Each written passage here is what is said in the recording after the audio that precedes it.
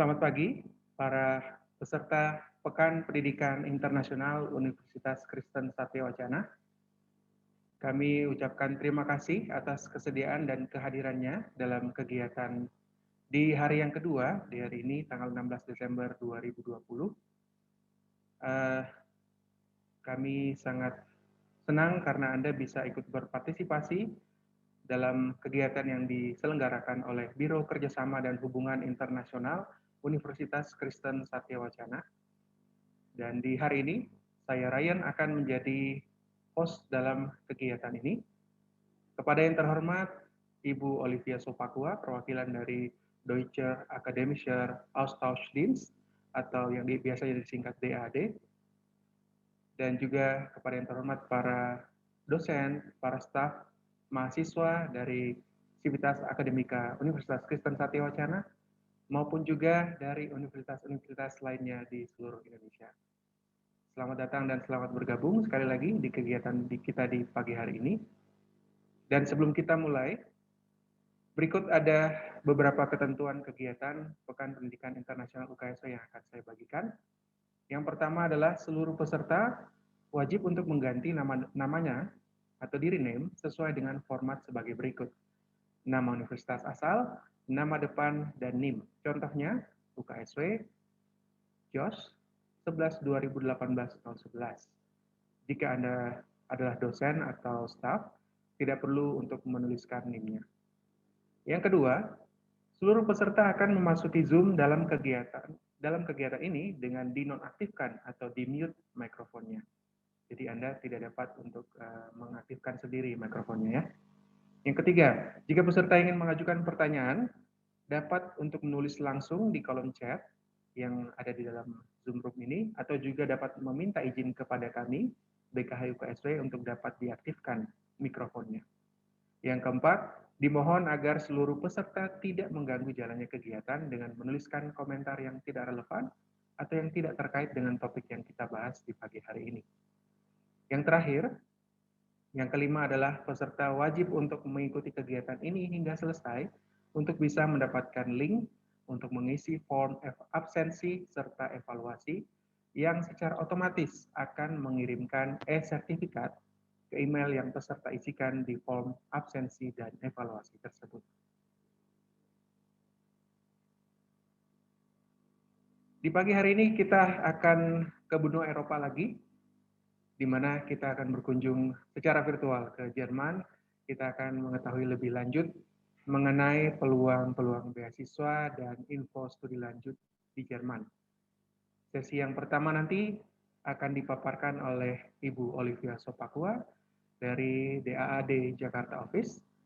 Lalu 30 menit berikutnya kita akan mendengarkan pengalaman dari dosen Fakultas Teknik Elektronika dan Komputer Universitas Kristen Satya Wacana yang saat ini masih berada di Jerman tetapi sudah menyelesaikan studi S3-nya di Friedrich Alexander University di Nürburg, yaitu Ibu Dr. Insinyur Ivana Timotius MS. Baik, tanpa menunggu lebih berlama lagi, kita akan langsung masuk. Oh iya, sebelum kita masuk ke sesi yang pertama, saya mohon izin kepada seluruh peserta untuk dapat mengaktifkan videonya, karena kita akan ada sesi foto bersama singkat sebelum kita memulai kegiatan di pagi hari ini. Mohon bantuan dari peserta, seluruh peserta untuk dapat mengaktifkan videonya. Sebentar, kita akan sesi foto bersama. Baik, akan saya pandu. Bisa diaktifkan videonya.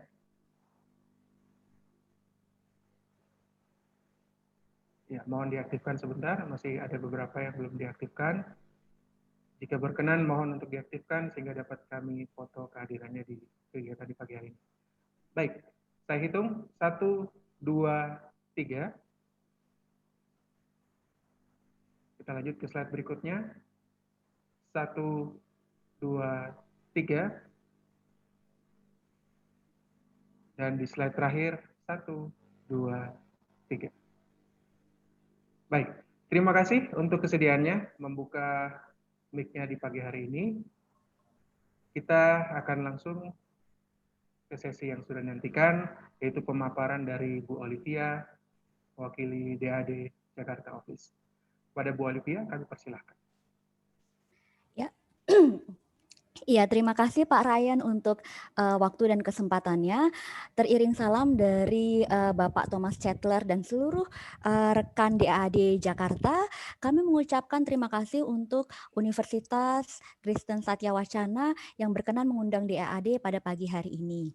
Terima kasih juga atas kehadiran Bapak, Ibu, dan juga teman-teman yang ada di platform Zoom pada pagi hari ini.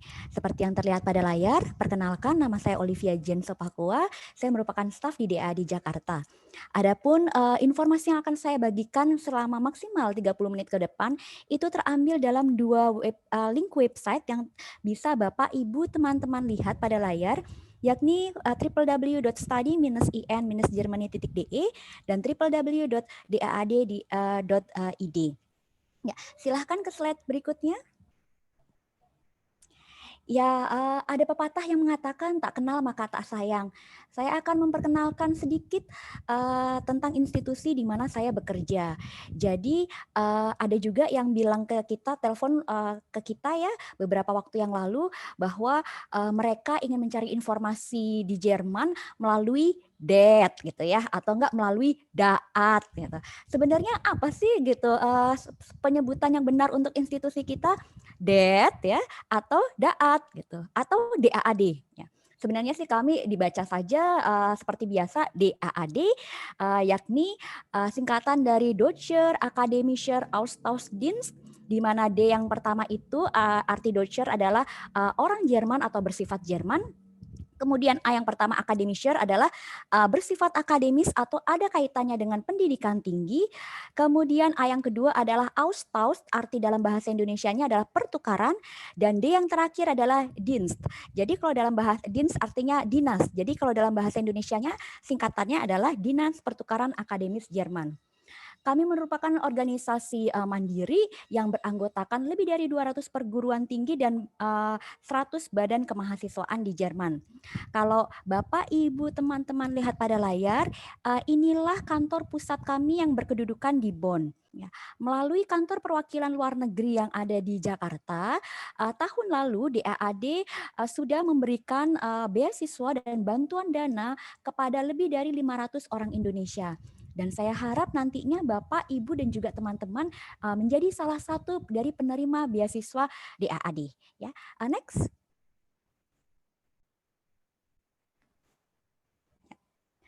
Tadi singkatan dari DAAD adalah Dinas Pertukaran Akademis Jerman, ya akademis atau yang ada kaitannya dengan pendidikan tinggi.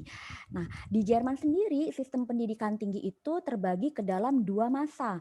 Ya, pertama adalah sistem pendidikan tinggi dengan sistem Jerman sendiri atau kita sebutnya dengan traditional German degrees ya, yang menawarkan jenjang yang jenjang tradisionalnya Jerman, jenjang Jermannya sendiri ya. Kemudian ada international degrees atau setelah internasionalisasi di kawasan Eropa sekitar awal 2000-an, tahun 2000-an.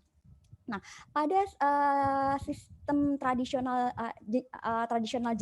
Jerman ya, ini terbagi ke dalam dua tahap. Pertama adalah diplom dan magister, ya setelah lulus SMA kemudian bisa melanjutkan ke jenjang diplom atau magister.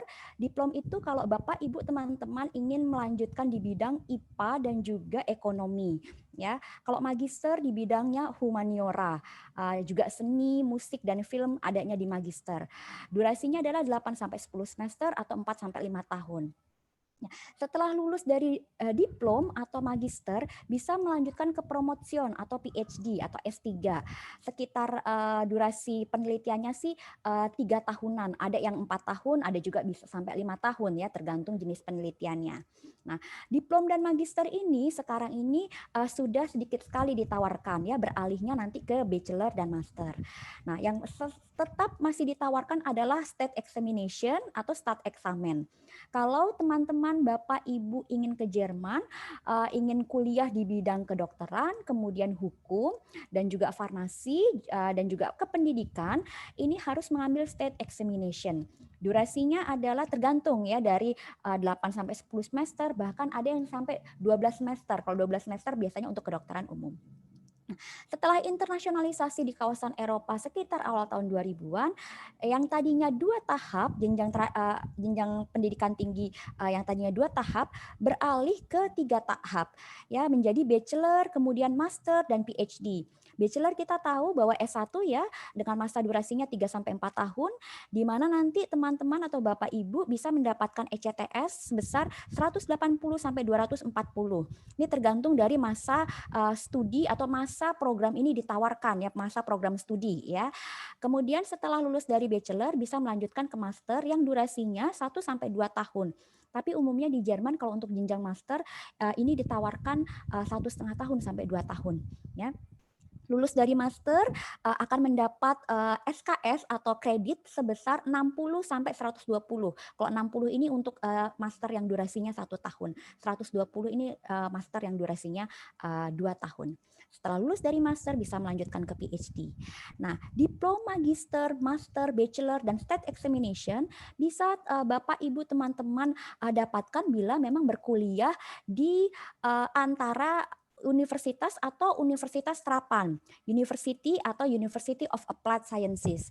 Perbedaannya sih kalau ke universitas itu fokus pengajarannya kepada penelitian ya, metodologi penelitian. Kemudian kalau universitas terapan fokus pengajarannya adalah kepada praktek yang berorientasi erat dengan dunia kerja seperti itu. Next. Ya. Untuk mendaftar ke Jerman sih kita pertanyaan mendasar untuk melanjutkan studi ke Jerman adalah apakah memang ijazah saya diakui atau tidak di Jerman ya untuk melanjutkan pendidikan selanjutnya ya, ijazah yang terakhir ya. Di sini kita bagikan ke dalam 3 tahap. Pertama adalah untuk lulusan SMA yang belum pernah kuliah di Indonesia ya dengan kurikulum nasional, ini harus menempuh studi kolej. Yang kedua adalah kalau misalnya sudah pernah berkuliah di Indonesia ya kemudian ingin melanjutkan S1-nya di Jerman, ini dimungkinkan tanpa studi kolej tapi harus mulai lagi dari semester pertama. Nah, yang ketiga adalah kalau misalnya sudah kuliah di Indonesia 4 tahun, dalam hal ini sudah lulus dari S1, bisa melanjutkan ke Jerman, melanjutkan S2 ke Jerman tanpa studi kolej ya. Next.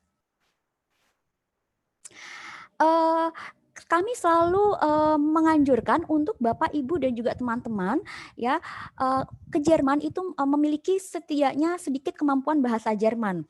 Walaupun memang program studi yang ditawarkan bahasa Inggris, ya minimal ini memudahkan Bapak, Ibu, teman-teman untuk komunikasi sehari-hari.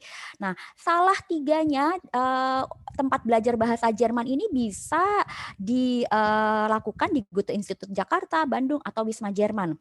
Atau kalau misalnya kejauhan dari kota Salatiga, ya mungkin bisa ambil les saja di kota Salatiganya sendiri ya. Kemudian mengambil ujiannya harus di salah satu dari ketiga tempat yang ada di layar.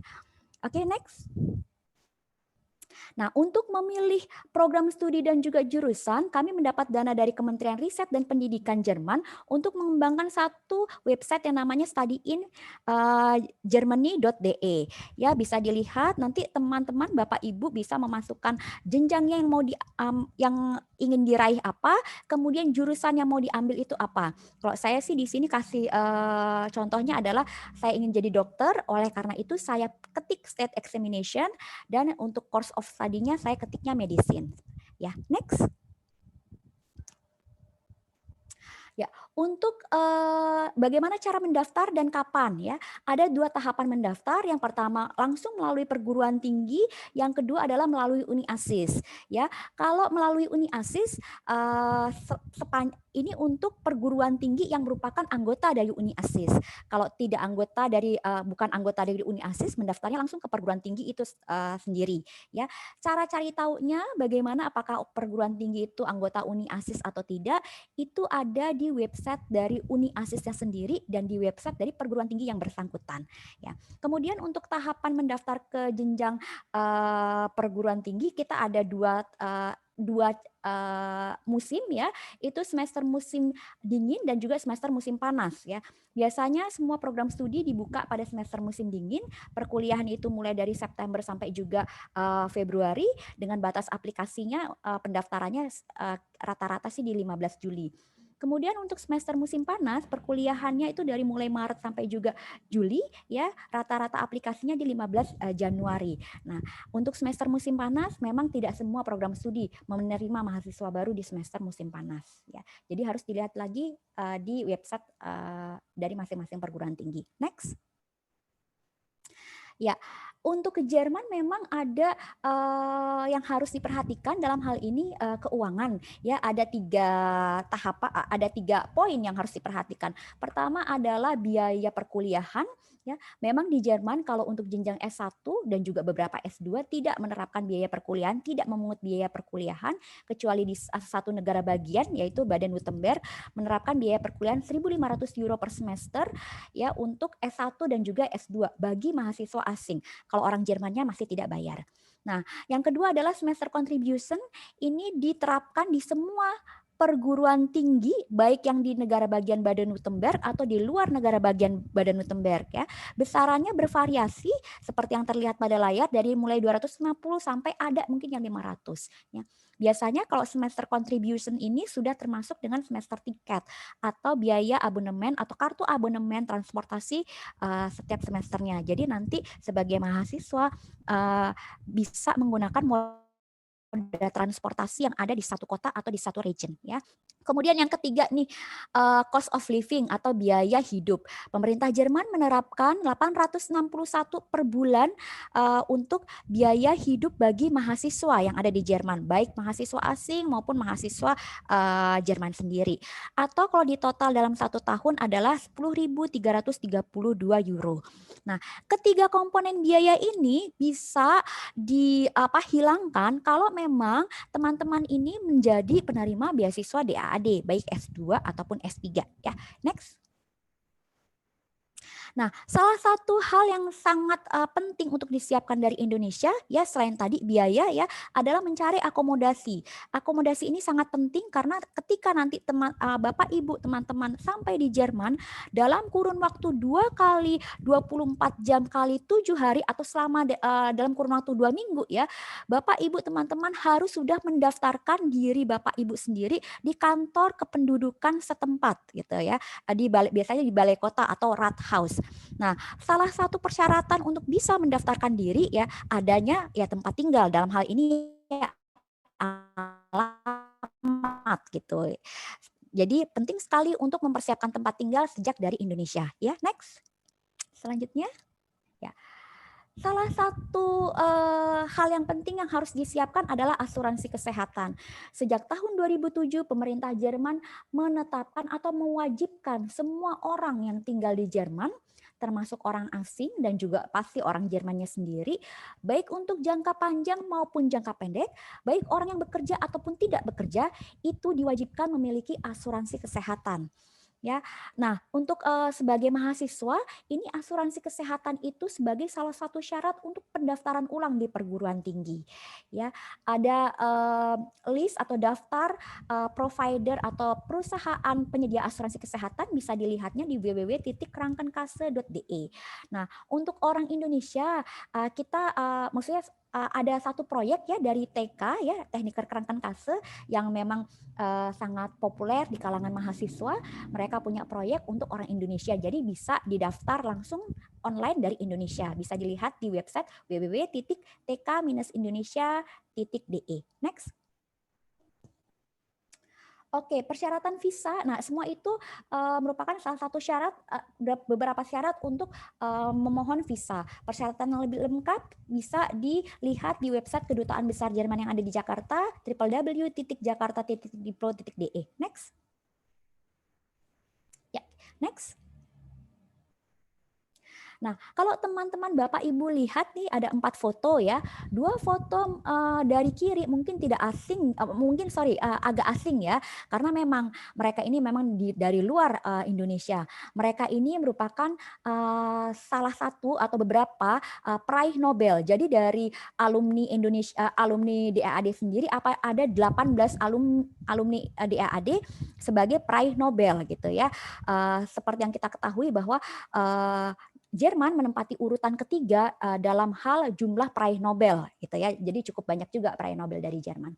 Nah, sementara kalau Bapak Ibu teman-teman lihat dari kedua foto dari kanan ini merupakan presiden kita yang ketiga B.J. Habibie dan juga aktor Sofan Sophian. Mereka merupakan alumnus dari DAAD atau alumni DAAD, penerima beasiswa DAAD dulunya. Next. Ya, kami berharap juga nantinya Bapak Ibu bisa menjadi penerima beasiswa DAAD ya dan berkecimpung dalam bidang masing-masing dan bisa kontribusinya dapat terlihat ya. Seperti itu, seperti gambar dalam slide sebelumnya. Oke, untuk mengetahui informasi beasiswa DAAD silahkan masuk ke website DAAD ya, www.daad.id.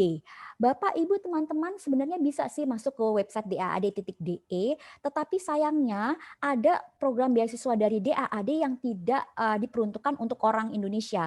Jadi kalau mau tahu ya masuknya ke website dari DAAD untuk Indonesia ya, DAAD Indonesia ya. Kemudian ketik find funding dan pilih DAAD Scholarships for Indonesia.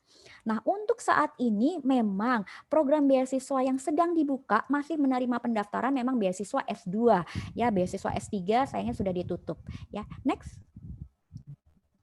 Nah, untuk program beasiswa S2 yang akan saya ceritakan di sini ada 2 program. Pertama adalah EPOS, ya ini untuk lulusan S1 dengan pengalaman kerja minimal 2 tahun setelah menyelesaikan S1. Alasannya kenapa kita butuh pengalaman kerja 2 tahun? Karena memang target grup dari program beasiswa ini adalah untuk profesional. Jadi diperlukan pengalaman kerja, ya. EPOS atau dalam bahasa Inggrisnya ini Scholarship for Development Related Postgraduate Courses. Ya, dalam skema beasiswa ini kami menawarkan jurusan dan juga perguruan tinggi yang ada dalam daftar skema beasiswa kami. Jadi jurusan dan perguruan tingginya sudah ditentukan ada dalam daftar. Ya, pendaftarannya ini bukan ke DAAD tapi ke masing-masing dari perguruan tinggi yang ada dalam daftar. Ya, kalau untuk saat ini memang programnya beberapa jurusan sudah ditutup ya, tetapi kalau untuk program yang baru ditawarkan untuk tahun depan kira-kira nanti ada di Mei atau Juni di website kita. Nanti bisa Bapak Ibu dan juga teman-teman lihat. Next. Oke, beginilah tampilan dari jurusan dan juga universitas ya yang ditawarkan dalam skema beasiswa EPOS ya. Ya dilihat pada kolom pertama merupakan nama jurusannya, kemudian kolom kedua adalah institusi atau nama perguruan tingginya, kemudian kolom yang ketiga adalah bahasa pengantarnya, kebanyakan bahasa Inggris ya, dari sekitar 41 atau 42 program studi yang ditawarkan, hanya mungkin 3 program studi yang ditawarkan dalam bahasa Jerman. Jadi most study programs itu ditawarkannya dalam bahasa Inggris. Kemudian kolom yang keempat ini merupakan title atau gelar yang nanti didapatkan. Kemudian kolom yang kelima durasi studinya. Kemudian kolom yang keenam dan ketujuh ini yang membedakan. Ya, kolom yang keenam ini deadline untuk aplikasi pelamar beasiswa DAAD. Sedangkan kolom yang terakhir kalau memang mau kuliah dengan biaya sendiri seperti itu. Ya, next. Boleh nanti dipilih dari jurusan tadi adalah maksimal 3 jurusan ya. Nah, inilah yang terpampang pada layar ya, berkas dokumen yang harus disubmit dari mulai formulir aplikasi beasiswa DAAD ya. Dengan formulir ini yang membedakan dengan pelamar dengan biaya sendiri ya. Kalau ada formulir DAAD gitu ya untuk beasiswa, ini yang membedakan. Kemudian juga CV dengan Europass ya, template-nya dengan menggunakan Europass ya. Kemudian untuk surat motivasi. Jadi dalam skema beasiswa ini Bapak, Ibu, teman-teman diperkenankan maksimal itu memilih 3 program studi ya, tetapi ada prioritasnya dari prioritas pertama, kedua, ketiga. Nah, untuk ketiga program studi ini Bapak, Ibu diharuskan menulis satu surat motivasi ya yang mewakili dari ketiga program studinya ya, seperti itu. Kemudian surat rekomendasi dari pemberi kerja sekarang yang menyatakan sudah bekerja 2 tahun dan dari pembimbing skripsi yang lalu ya. Kemudian ada bukti bahasa pengantar ya, bisa kalau misalnya bahasa pengantarnya bahasa Inggris boleh disubmit itu IELTS atau TOEFL. Kalau bahasa Jerman dilihat lagi yang diminta apa, bahasa Jermannya sampai B2 atau C1 ya, nanti harus masuk ke masing-masing dari website perguruan tingginya. Ya, kemudian masih meminta ini ijazah dari S1 dan juga transkrip nilai S1. Next. Ya. Nanti kalau seperti yang dilihat di layar, beginilah tampilan buklet dari program beasiswa ini. Bisa di-download kok di website www.dad.id. Beasiswa ini merupakan beasiswa penuh yang meliputi ya biaya hidup ya, kemudian asuransi kesehatan, kemudian tambahan juga biaya studi ya, tambahan untuk allowance untuk studi dan penelitian ya, dan dimungkinkan membawa keluarga setelah 6 bulan keberadaan Bapak, Ibu atau teman-teman di Jerman. Next. Untuk lebih lengkapnya bisa ditanyakan kepada program koordinatornya Ibu Lydia Natali. Nah, sama Ibu Lydia Natali juga membawahi program beasiswa untuk Public Policy dan Good Governance atau Helmut Schmidt Programs ya. Ini adalah untuk kita menawarkan beasiswa untuk bidang kebijakan publik ya. Ini boleh untuk lulusan S1 dari hubungan internasional atau administrasi dengan jurusan hubungan internasional, administrasi negara seperti itu ya, atau ilmu pemerintahan, silahkan mendaftar ya. Dalam program beasiswa PPGG ini ada yang meminta pengalaman kerja, ada yang juga tidak ya. Pendaftaran memang langsung ke perguruan tingginya, dan kalau karena ini beasiswanya sudah ditutup, sayangnya untuk tahun ini informasi beasiswa yang baru itu tahun depan sekitar Mei atau Juni. Next. Nah, beginilah tampilan dari program beasiswa jurusan yang ditawarkan dalam skema beasiswa PPGG. Ya, ada sekitar 8 jurusan, bisa dilihat di layar ya, nama jurusannya, kemudian institusi tempat jurusan ini ditawarkan, kemudian untuk fresh graduates apakah memang mempersyaratkan menerima fresh graduates atau tidak gitu, bisa dilihat ya, ada yang iya, ada yang tidak.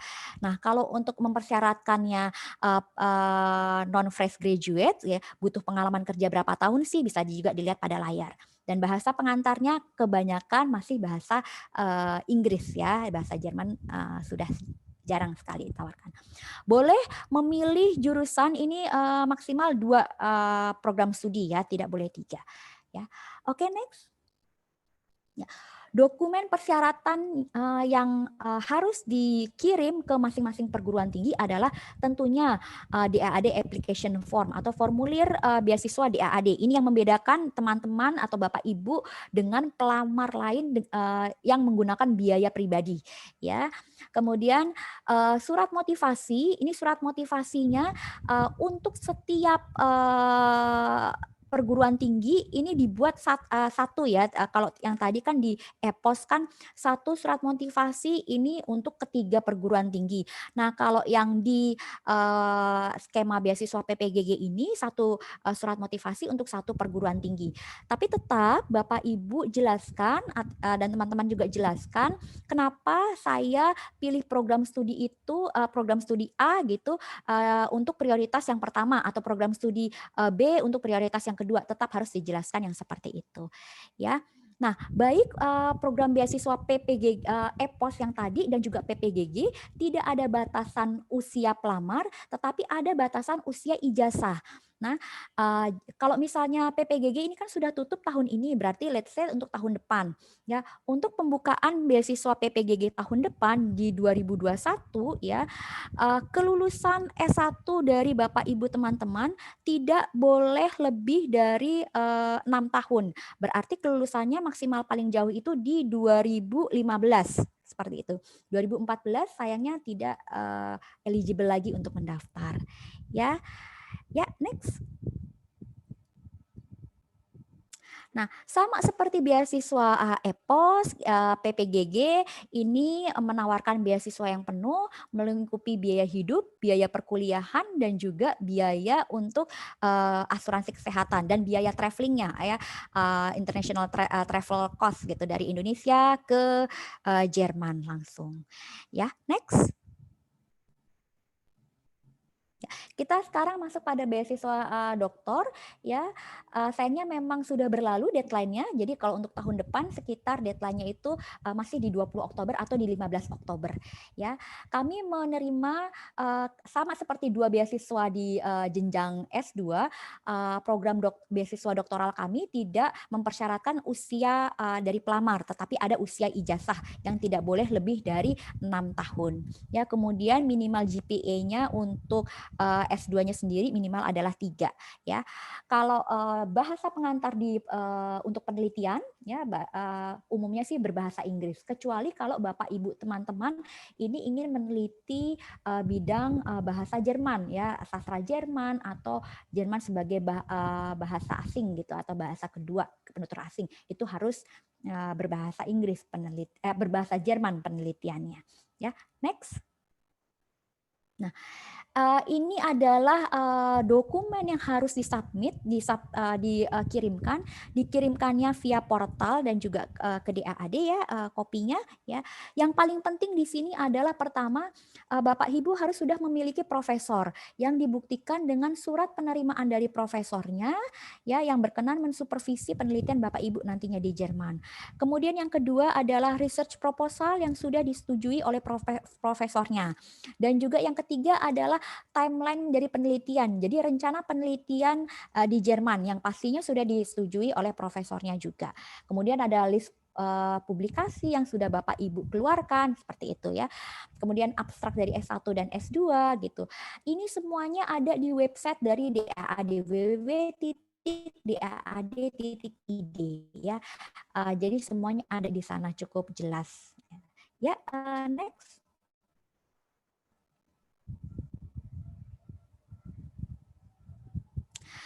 Untuk pengumpulan berkas aplikasi itu atau penyerahan berkas aplikasi bisa pertama adalah melalui portal DAAD, jadi semuanya harus diupload via portal DAAD, dan setelah selesai mengupload, Bapak Ibu harus membuat itu, jadi nanti ada tombolnya, ya, di portal DAAD, harus mengubahnya ke dalam bentuk PDF, ya, yang merupakan intisari dari berkas-berkas Bapak Ibu yang sudah diupload, dan dalam bentuk PDF itu di-print dan dikirimkan ke kantor DAAD di Jakarta, ya.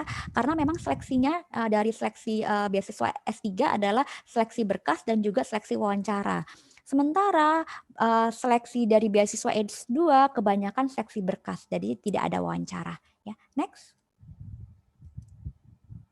Ya, umumnya kami memang memberikan untuk beasiswa S2 dan S3 merupakan beasiswa penuh. Jadi termasuk juga biaya hidup, kemudian subsidi untuk studi dan penelitian, tunjangan transportasi ke Jerman dan juga ke Indonesia, ya. Jadi awal saat ke Jerman pertama kali dan untuk pulang terakhir kalinya ke Indonesia.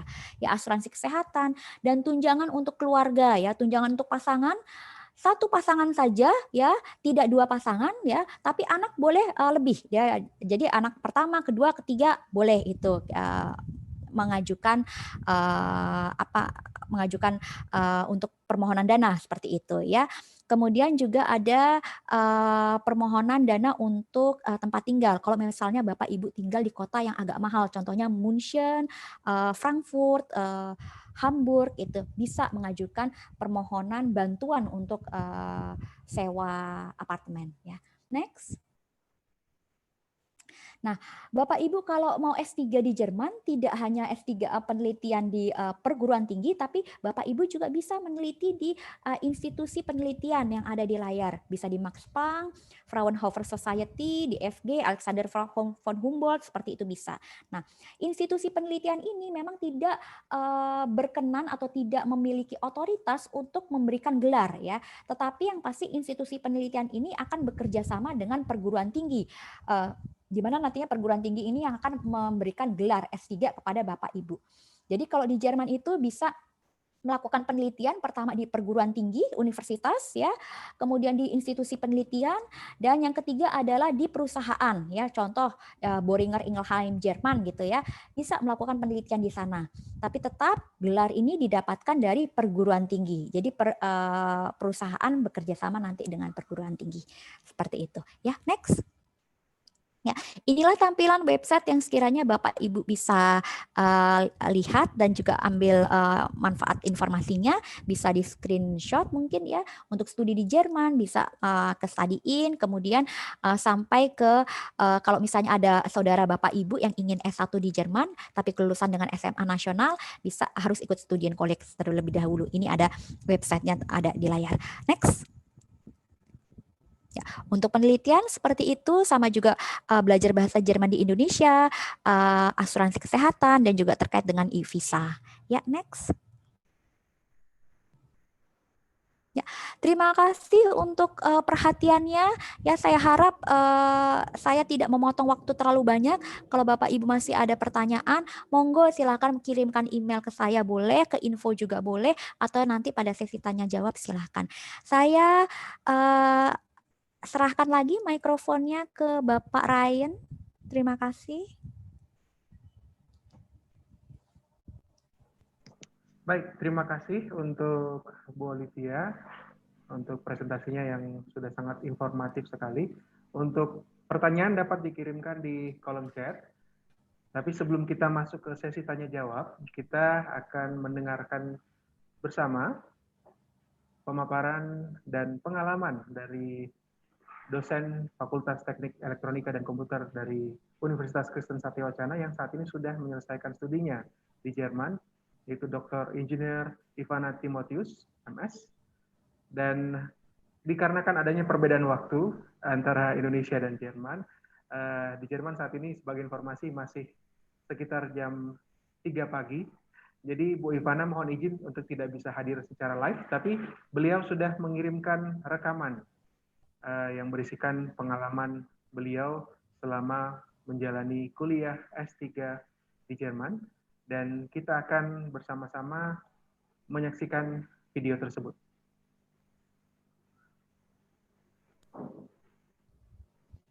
Halo, saya Ivana Timotius. Pada hari ini saya ingin membagikan pengalaman saya mengenai studi saya di Germany.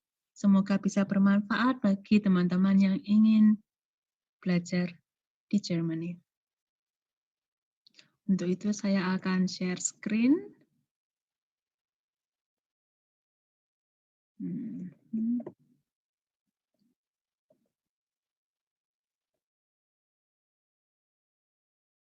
Ya. Jadi, untuk pembahasan hari ini saya akan membagi jadi 3 buah topik utama, yaitu mengenai studinya itu sendiri, mengenai kemampuan berbahasa, dan sedikit mengenai kehidupan sehari-hari.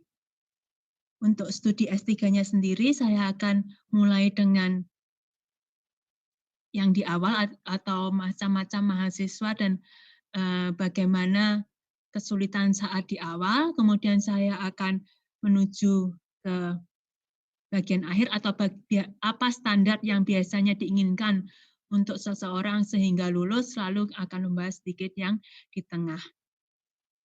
Ya, macam-macam mahasiswa, jadi ada berbagai macam mahasiswa berdasarkan dari funding atau financial support yang mereka mempunyai. Ada mahasiswa seperti saya kebetulan mendapat beasiswa dari DAAD, ada banyak sumber scholarship yang lain, DAAD, KAD, atau banyak lembaga yang lain, cuma memang DAAD cukup besar. untuk memberikan scholarship pada banyak orang. Tapi kebanyakan mahasiswa di sini mereka mendapat funding dari company atau research institution yang lain. Kalau yang di lab saya kebetulan banyak yang dari Siemens, banyak yang dapat dari Adidas, atau juga banyak yang dapat dari Schaeffler. Nah, ada juga satu lagi posisi yang attach, yang mempunyai kewajiban, jadi keuangannya dari pemerintah melalui universitas, dan mereka punya kewajiban untuk mengurusi satu mata kuliah. Jadi saya mulai dari awal, jika Anda adalah seseorang yang mendapatkan beasiswa, biasanya memang tanggung jawab seperti proyek atau tanggung jawab mengajar tidak terlalu besar seperti jenis-jenis mahasiswa yang lain. Tapi mereka memang pendapatannya biasanya lebih di bawah, dan biasanya kesulitan utamanya adalah saat awal kuliah, saat tahun pertama, karena mereka harus mencari riset topik atau memfokuskan riset topiknya ke topik tertentu, dan itu kadang-kadang tidak semudah itu karena memang baru awal, masih adaptasi, juga tidak tahu riset saat ini ada di mana. Jadi memang pada tahun pertama harus banyak membaca banyak jurnal, sehingga tahu di mana, sampai mana, dan apa yang kita bisa tambahkan pada topik-topik yang sudah ada di dunia ini. Nah, kebanyakan mahasiswa Jerman sendiri adalah mereka yang mempunyai status kerja selama mereka belajar, ya, selama mengambil S3 punya status kerja, karena mereka adalah full employee, ya, posisinya adalah full employee, dan keuangannya biasanya berasal dari, kalau enggak company, ya, university, dari untuk dengan tanggung jawab mengajar. Nah, yang dari company ini memang mereka dibayar untuk mengerjakan suatu proyek tertentu yang dari company tersebut. Biasanya karena mereka dibayar untuk menyelesaikan suatu proyek, untuk mempunyai suatu topik atau belajar sesuatu, mempersiapkan sesuatu itu lebih mudah dibandingkan mahasiswa yang jenis lainnya, karena mereka juga mempunyai atasan, mereka punya supervisor yang di company itu sendiri. Jadi company sendiri sudah banyak orang yang bisa mendukung mereka. Namun kesulitannya karena itu suatu proyek, memang hal-hal yang berhubungan dengan S3, biasanya menulis atau menulis disertasi, menyelesaikan segala sesuatu, banyak perusahaan yang mengharuskan itu dikerjakan di luar jam kerja, tapi ada juga yang menyilahkan untuk mengerjakan itu di jam kerja. Nah, ini kesulitan utamanya jadi mengenai pembagian waktu, lalu ya bagaimana cara menyelesaikan semua itu dalam satu waktu. Dan hal lain yang harus diperhatikan untuk jenis mahasiswa seperti ini adalah biasanya topik-topik dari perusahaan tidak boleh dipublish, tidak boleh dipublikasikan di jurnal ilmiah. Sehingga banyak orang yang harus mencari topik lain, topik sampingan di luar topik kerja mereka, supaya bisa lulus. Nah, jenis mahasiswa yang berikutnya adalah yang mempunyai tanggung jawab mengajar. Ini cukup sibuk karena mereka harus mengurus semuanya, biasanya kelasnya cukup besar, harus mengurus asisten, mengurus semua detail yang berhubungan dengan satu mata kuliah. Untuk hal ini memang biasanya kemampuan bahasa Jerman harus sangat tinggi karena memang diharuskan mengajar dan mengurusi banyak masalah berkenaan dengan mahasiswa. Mahasiswa yang tipe ini biasanya juga harus mencari research topik sendiri. Ya, jadi di luar jam kerjanya yang utamanya adalah mengajar, mereka harus mencari topik untuk membuat mereka bisa dapat lulus. Kenapa hal ini jadi penting? Karena memang standar kelulusan biasanya berhubungan dengan jurnal ilmiah atau konferensi internasional yang sudah bisa terbit. Ya, untuk lab saya kebetulan minimal artikel yang harus diterbitkan di jurnal ilmiah bereputasi dengan impact factor tertentu adalah 3 buah artikel. Ini bermacam-macam, bervariasi tiap lab, ada yang cuma 1, ada yang tidak diharuskan, tapi harus diharuskan setelah disertasi selesai. Tapi kebetulan untuk lab saya, untuk computer science, banyak yang memang 3 jurnal sebelum lulus, sebelum menulis disertasi. Nah, tentu saja untuk S3 mereka harus menulis disertasi, ada 2 jenis disertasi, ada yang monograf, ada yang juga kumpulan dari paper tersebut. Ini tergantung dari peraturan fakultas masing-masing, departemen masing-masing. Untuk kasus saya adalah monograf. Jika disertasi itu harus monograf, dia ini disertasinya tidak boleh plagiasi dari artikel sendiri. Jadi memang harus ditulis ulang semuanya dan harus ditulis sebagai suatu tulisan tersendiri. Nah, jumlah artikel yang harus diterbitkan biasanya permintaannya adalah sebagai first author. Dalam artian di sini ide jurnalnya mau kemana, risetnya mau kemana, topiknya mau kemana, itu berasal dari mahasiswa itu sendiri. Juga how to run the project, bagaimana kita mengorganisasi orang-orang yang bekerja sama dengan kita, bagaimana kita mencari data misalnya, atau bagaimana membuat meeting, bagaimana membangun kolaborasi, dan terutama pada akhirnya bagaimana menuliskan semua itu menjadi satu artikel, itu semua menjadi tanggung jawab mahasiswa itu sendiri. Nah, ini cukup berat biasanya sih. Ya memang butuh waktu yang cukup lama untuk membuat satu buah artikel. Tidak bisa ditulis dalam beberapa bulan saja. Nah, jika ditanya berapa sih rata-rata kelulusan di sini, saya memang belum pernah menghitung secara resmi, tapi banyak orang yang bilang 5 tahun. Jadi, ya dulu kalau orang tanya, oh saya ingin lulus 3 tahun atau 4 tahun, orang akan biasanya reaksinya akan banyak kaget. Kemudian bilang rata-ratanya di sini 5 tahun. Untuk lab saya sendiri 5,5.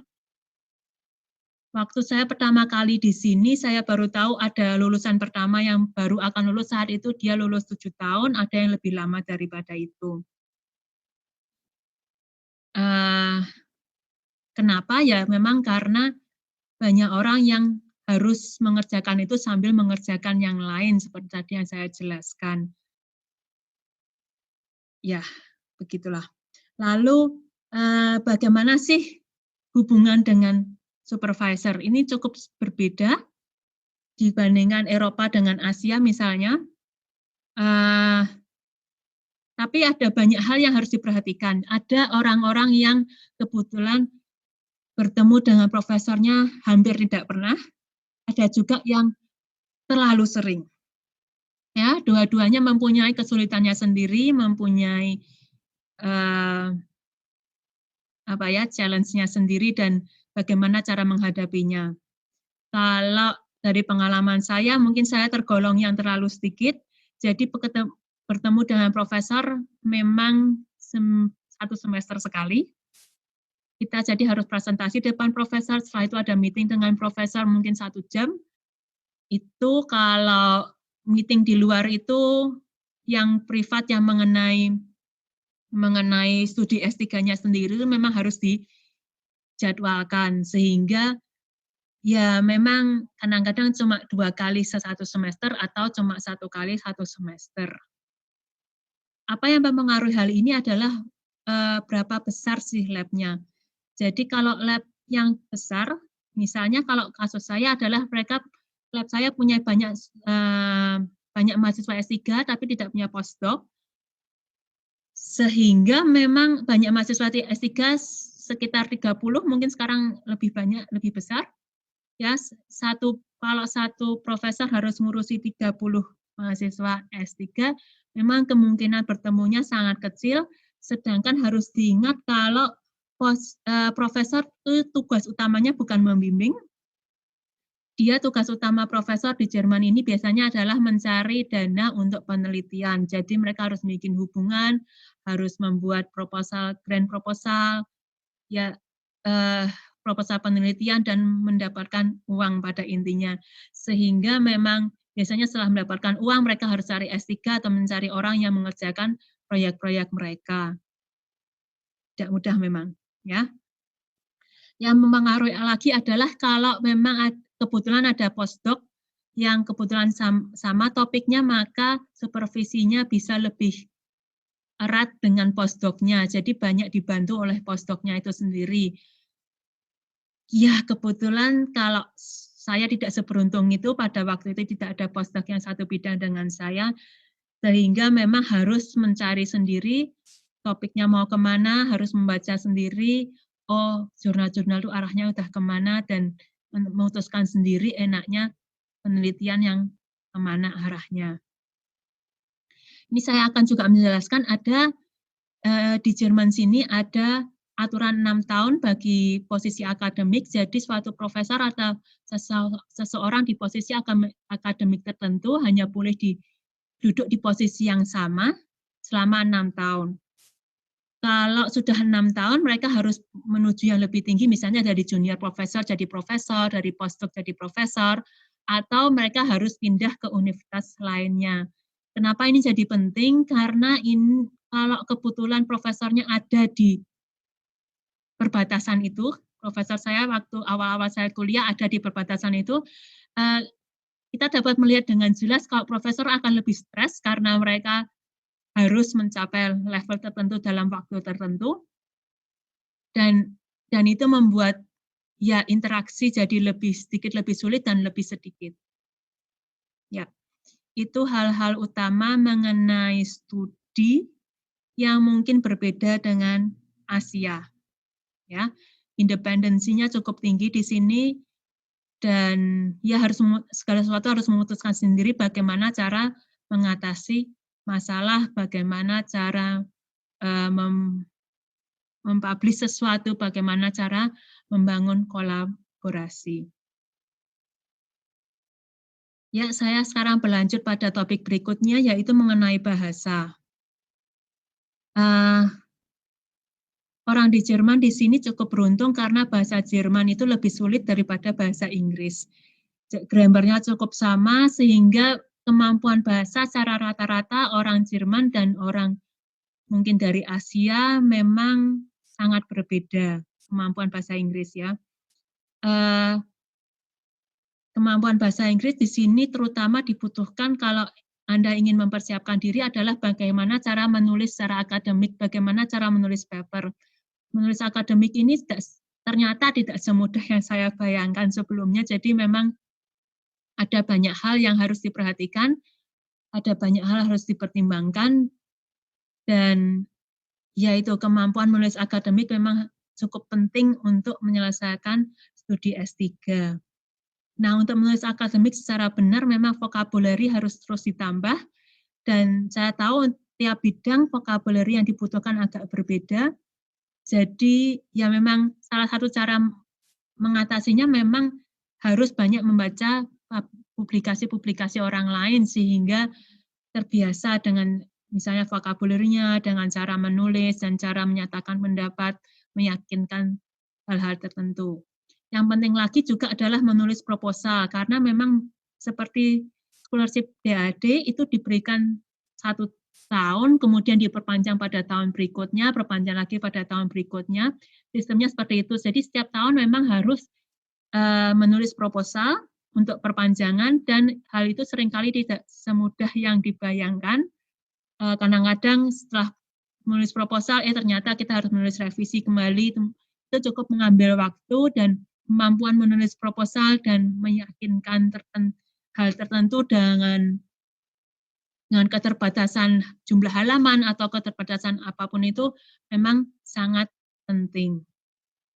Untuk mahasiswa dari Asia, misalnya saya, struggle berikutnya adalah pronunciation, English pronunciation itu cukup sulit, ternyata memang sulit untuk dimengerti dan dia harus sedikit dilatih dan diusahakan.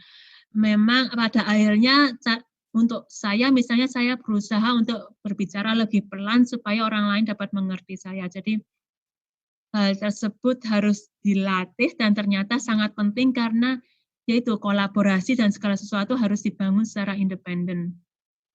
Kemampuan presentasi menjadi sangat penting di sini, terutama bila Anda ketemu supervisor hanya sebentar, atau seperti saya tadi hanya satu semester, jadi saat ketemu harus dimanfaatkan dengan semaksimal mungkin, dan untuk hal itu presentasi menjadi sangat penting.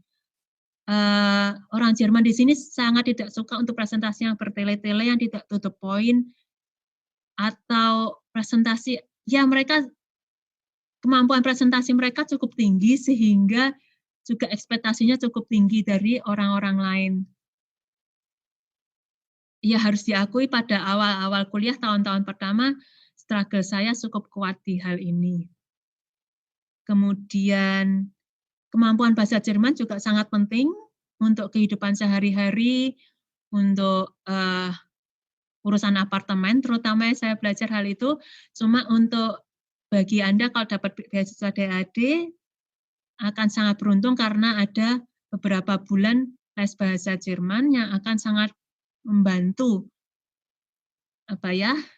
mengatasi stres, membantu mengurus segala sesuatu karena segala legal dokumen di sini harus berbahasa Jerman untuk mengerti misalnya semua peraturan, untuk mengerti website-website, mengerti semua hal karena memang orang Jerman biasanya tidak menjelaskan segala sesuatu bagaimana cara bertahan hidup di sini atau bagaimana sih peraturan yang berlaku atau apapun.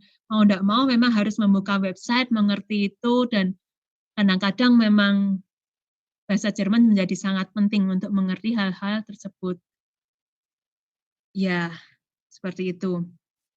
Nah, sekarang kita menuju ke kehidupan sehari-hari.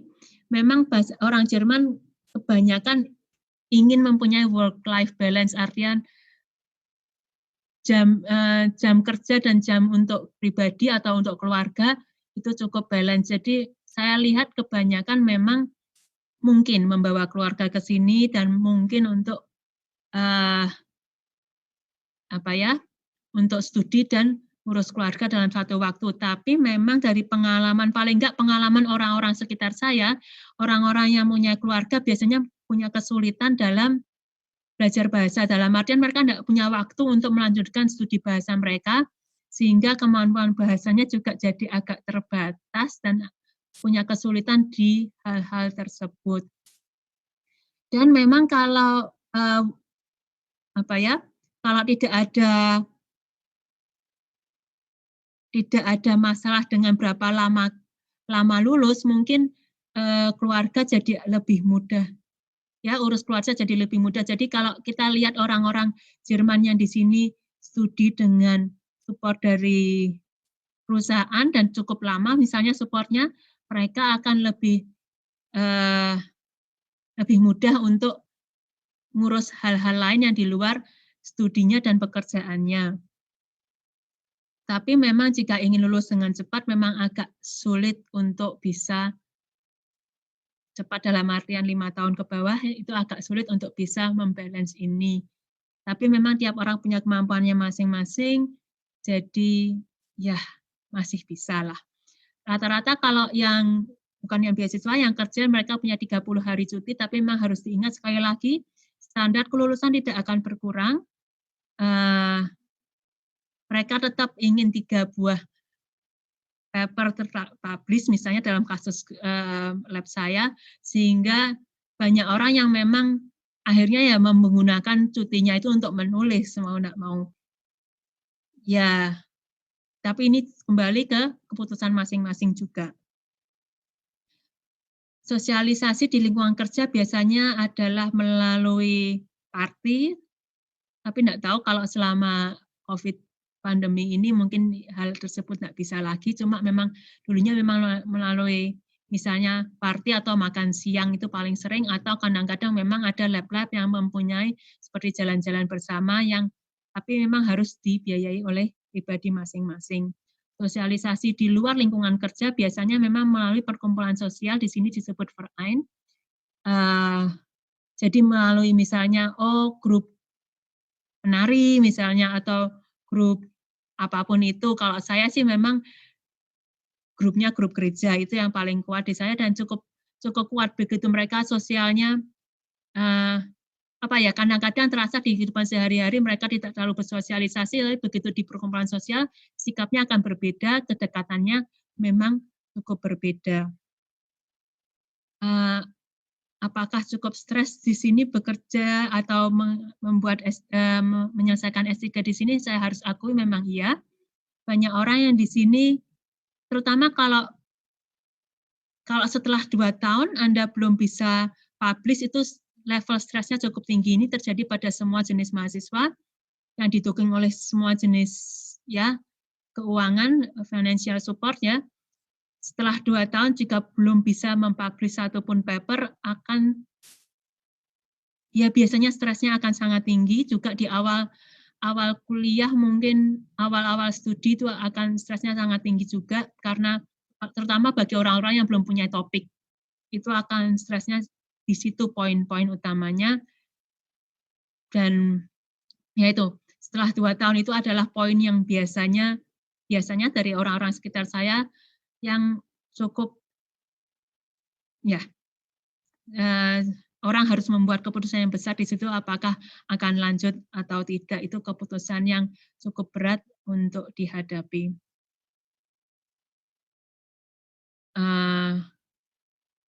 Untuk mengakhiri share pada hari ini, saya ingin bagikan suatu website.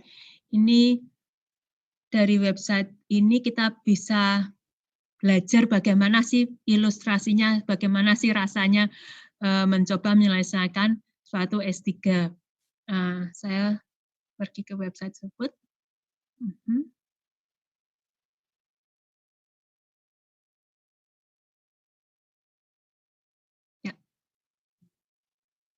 Ya, memang tidak sepenuhnya benar sih websitenya, tapi paling nggak ilustrasinya dapat dilihat. Nah, jadi PhD, The Illustrated Guide to a PhD, ya, dimulai dari sebuah lingkaran. Jadi ini adalah lingkaran yang menggambarkan semua human knowledge atau semua paper yang sudah pernah terbit atau ya apa yang sudah diketahui orang saat ini.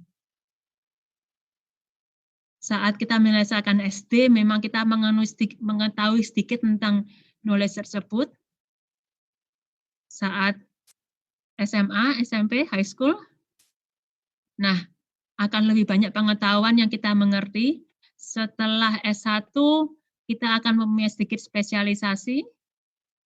Master akan spesialisasinya lebih tinggi ke topik yang sama. Ya, kadang-kadang memang harus berubah, tapi ya anggap saja kita topik yang sama. Nah, setelah kita banyak membaca publikasi-publikasi, kita akan mengetahui lebih banyak lagi mengenai topik yang kita mengerti.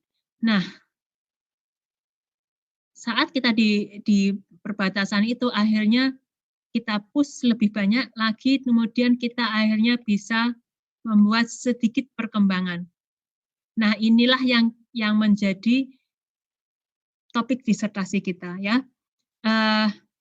Jadi memang biasanya untuk menyemangati diri kita, keep pushing ya. Jadi terus mencoba untuk membuat sedikit perkembangan. Nah, di sini adalah paper-paper yang mungkin kita bisa publish.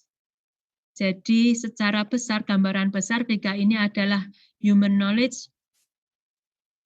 Inilah PhD yang diharapkan untuk meluluskan PhD, dan ya teruslah berusaha.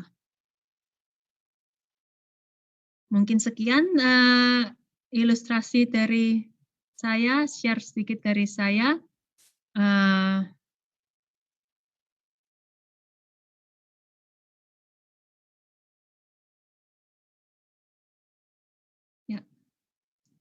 Untuk menghubungi saya terima kasih, dan untuk menghubungi saya, ini ada email saya. Untuk segala pertanyaan, saya terbuka untuk hal itu, dan jika butuh bantuan, silahkan. Terima kasih atas perhatiannya.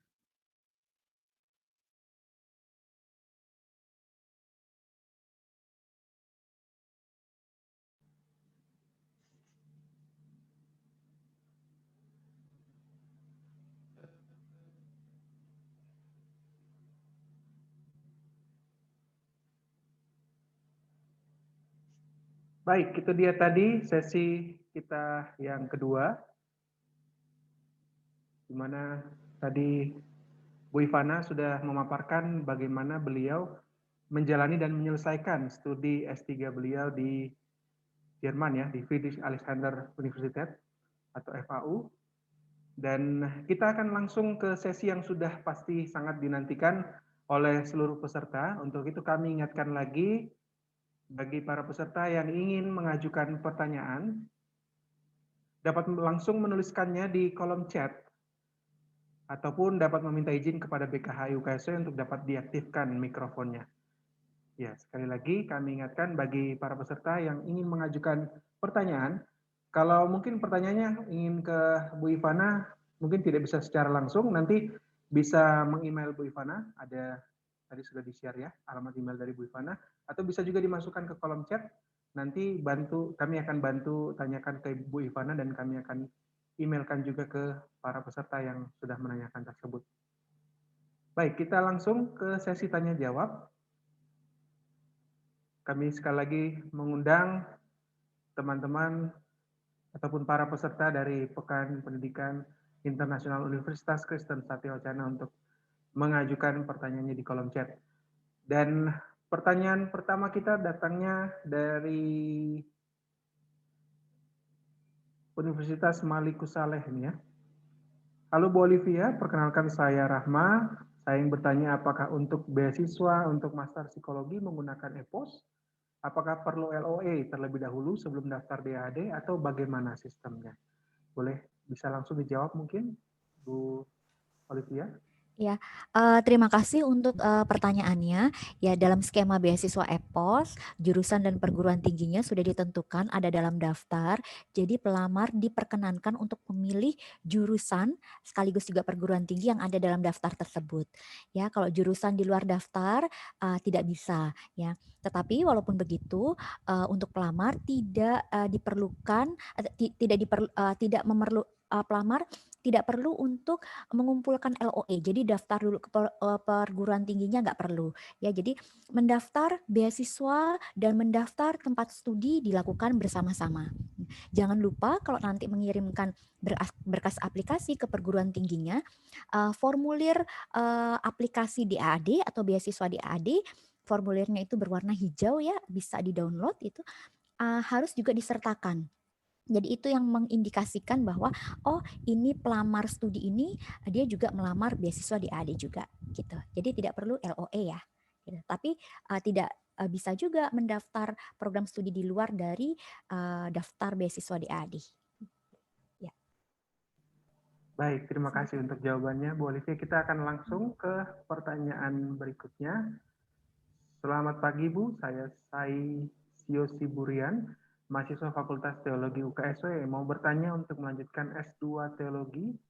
Apakah ada di dalam program DAD? Apabila ada, beasiswa apa yang kira-kira cocok untuk S2 Teologi tersebut? Ya, mohon dijawab. Oke, terima kasih untuk pertanyaannya. Sayangnya kalau untuk program teologi ya, bidang teologi itu tidak ditawarkan dalam skema beasiswa EPOS. Nah, untuk itu saya sih mendorong Bapak untuk menyelesaikan S2-nya, kemudian lanjut ke program S3, Pak. Kalau S3 tidak ada batasan bidang penelitiannya.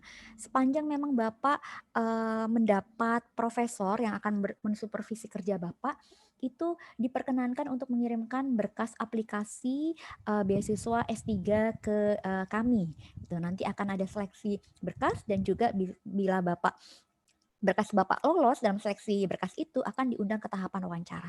Itu aja. Baik Bu.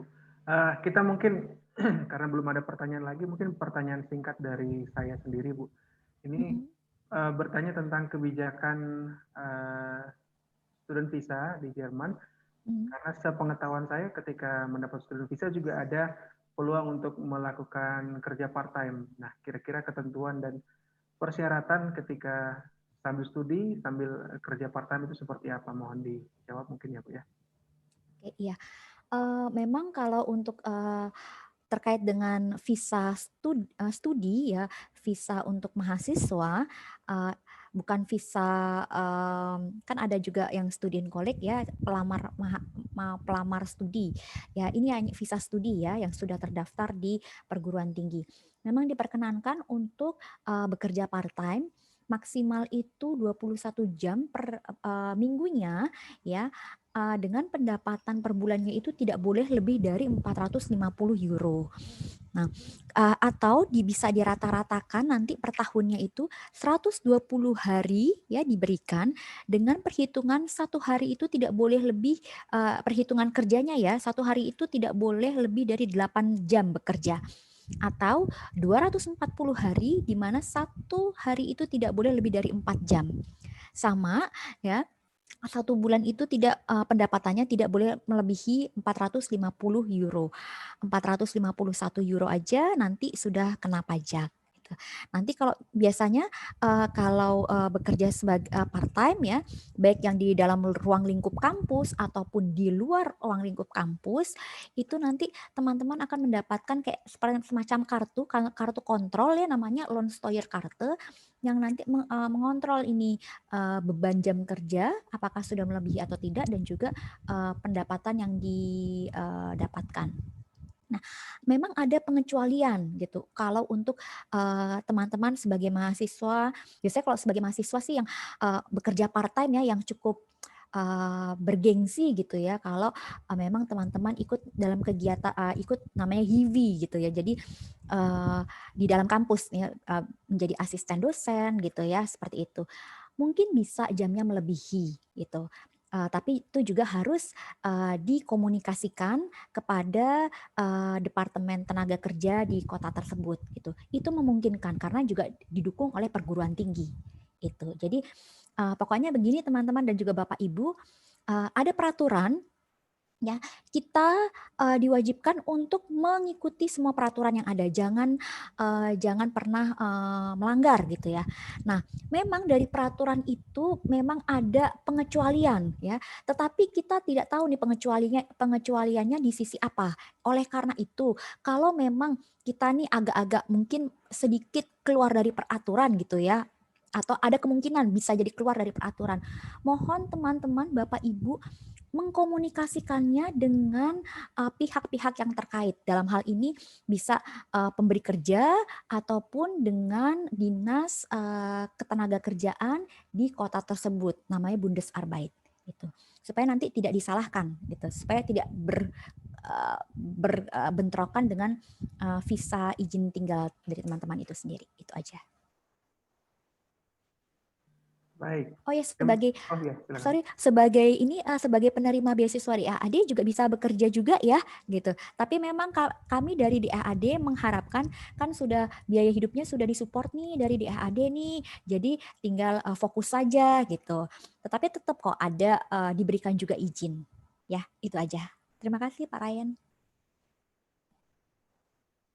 Baik, terima kasih untuk tanggapannya Bu Olivia. Mungkin juga saya ingin mengarah ke yang S3 tadi ya, yang untuk PhD atau program doktoral.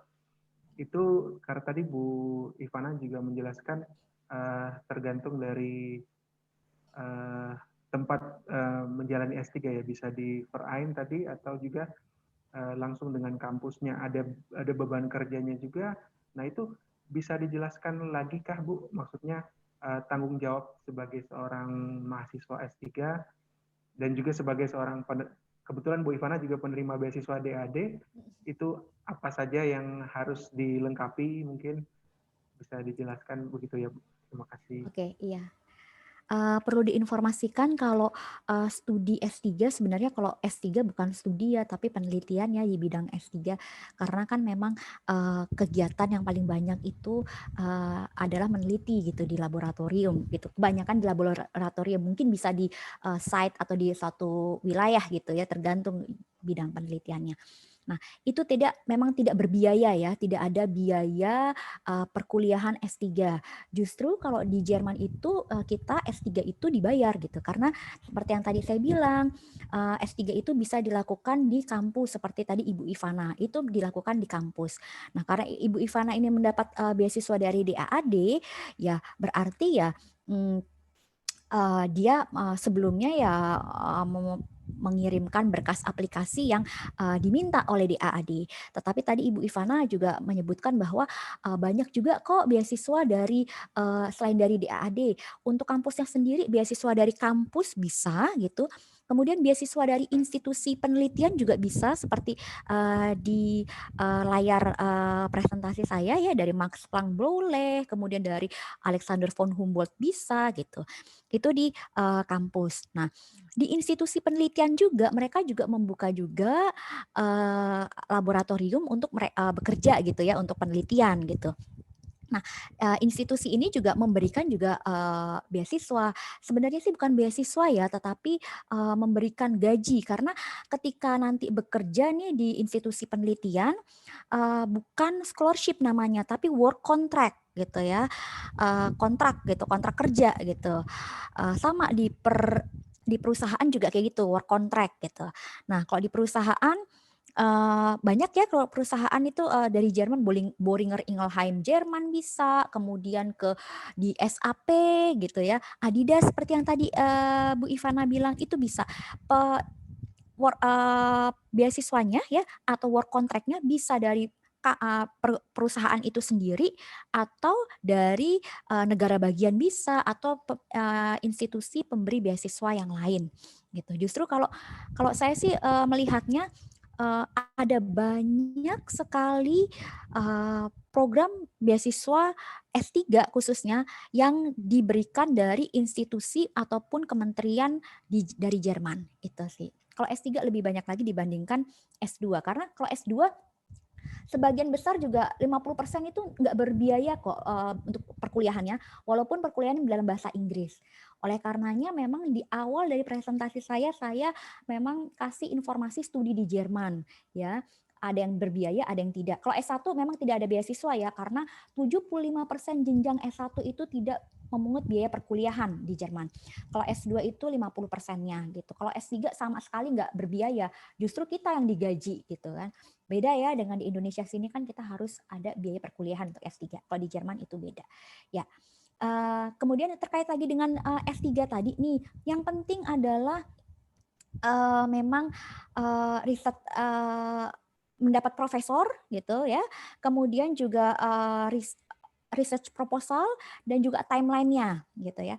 Kenapa tadi saya bilang 3 tahun itu memang mungkin terlalu ambisius ya, cepat banget. Emang itu 3 tahun itu yang cepat. Paling cepat ya, biasanya 4 tahun atau 5 tahunan gitu, itu yang normalnya gitu.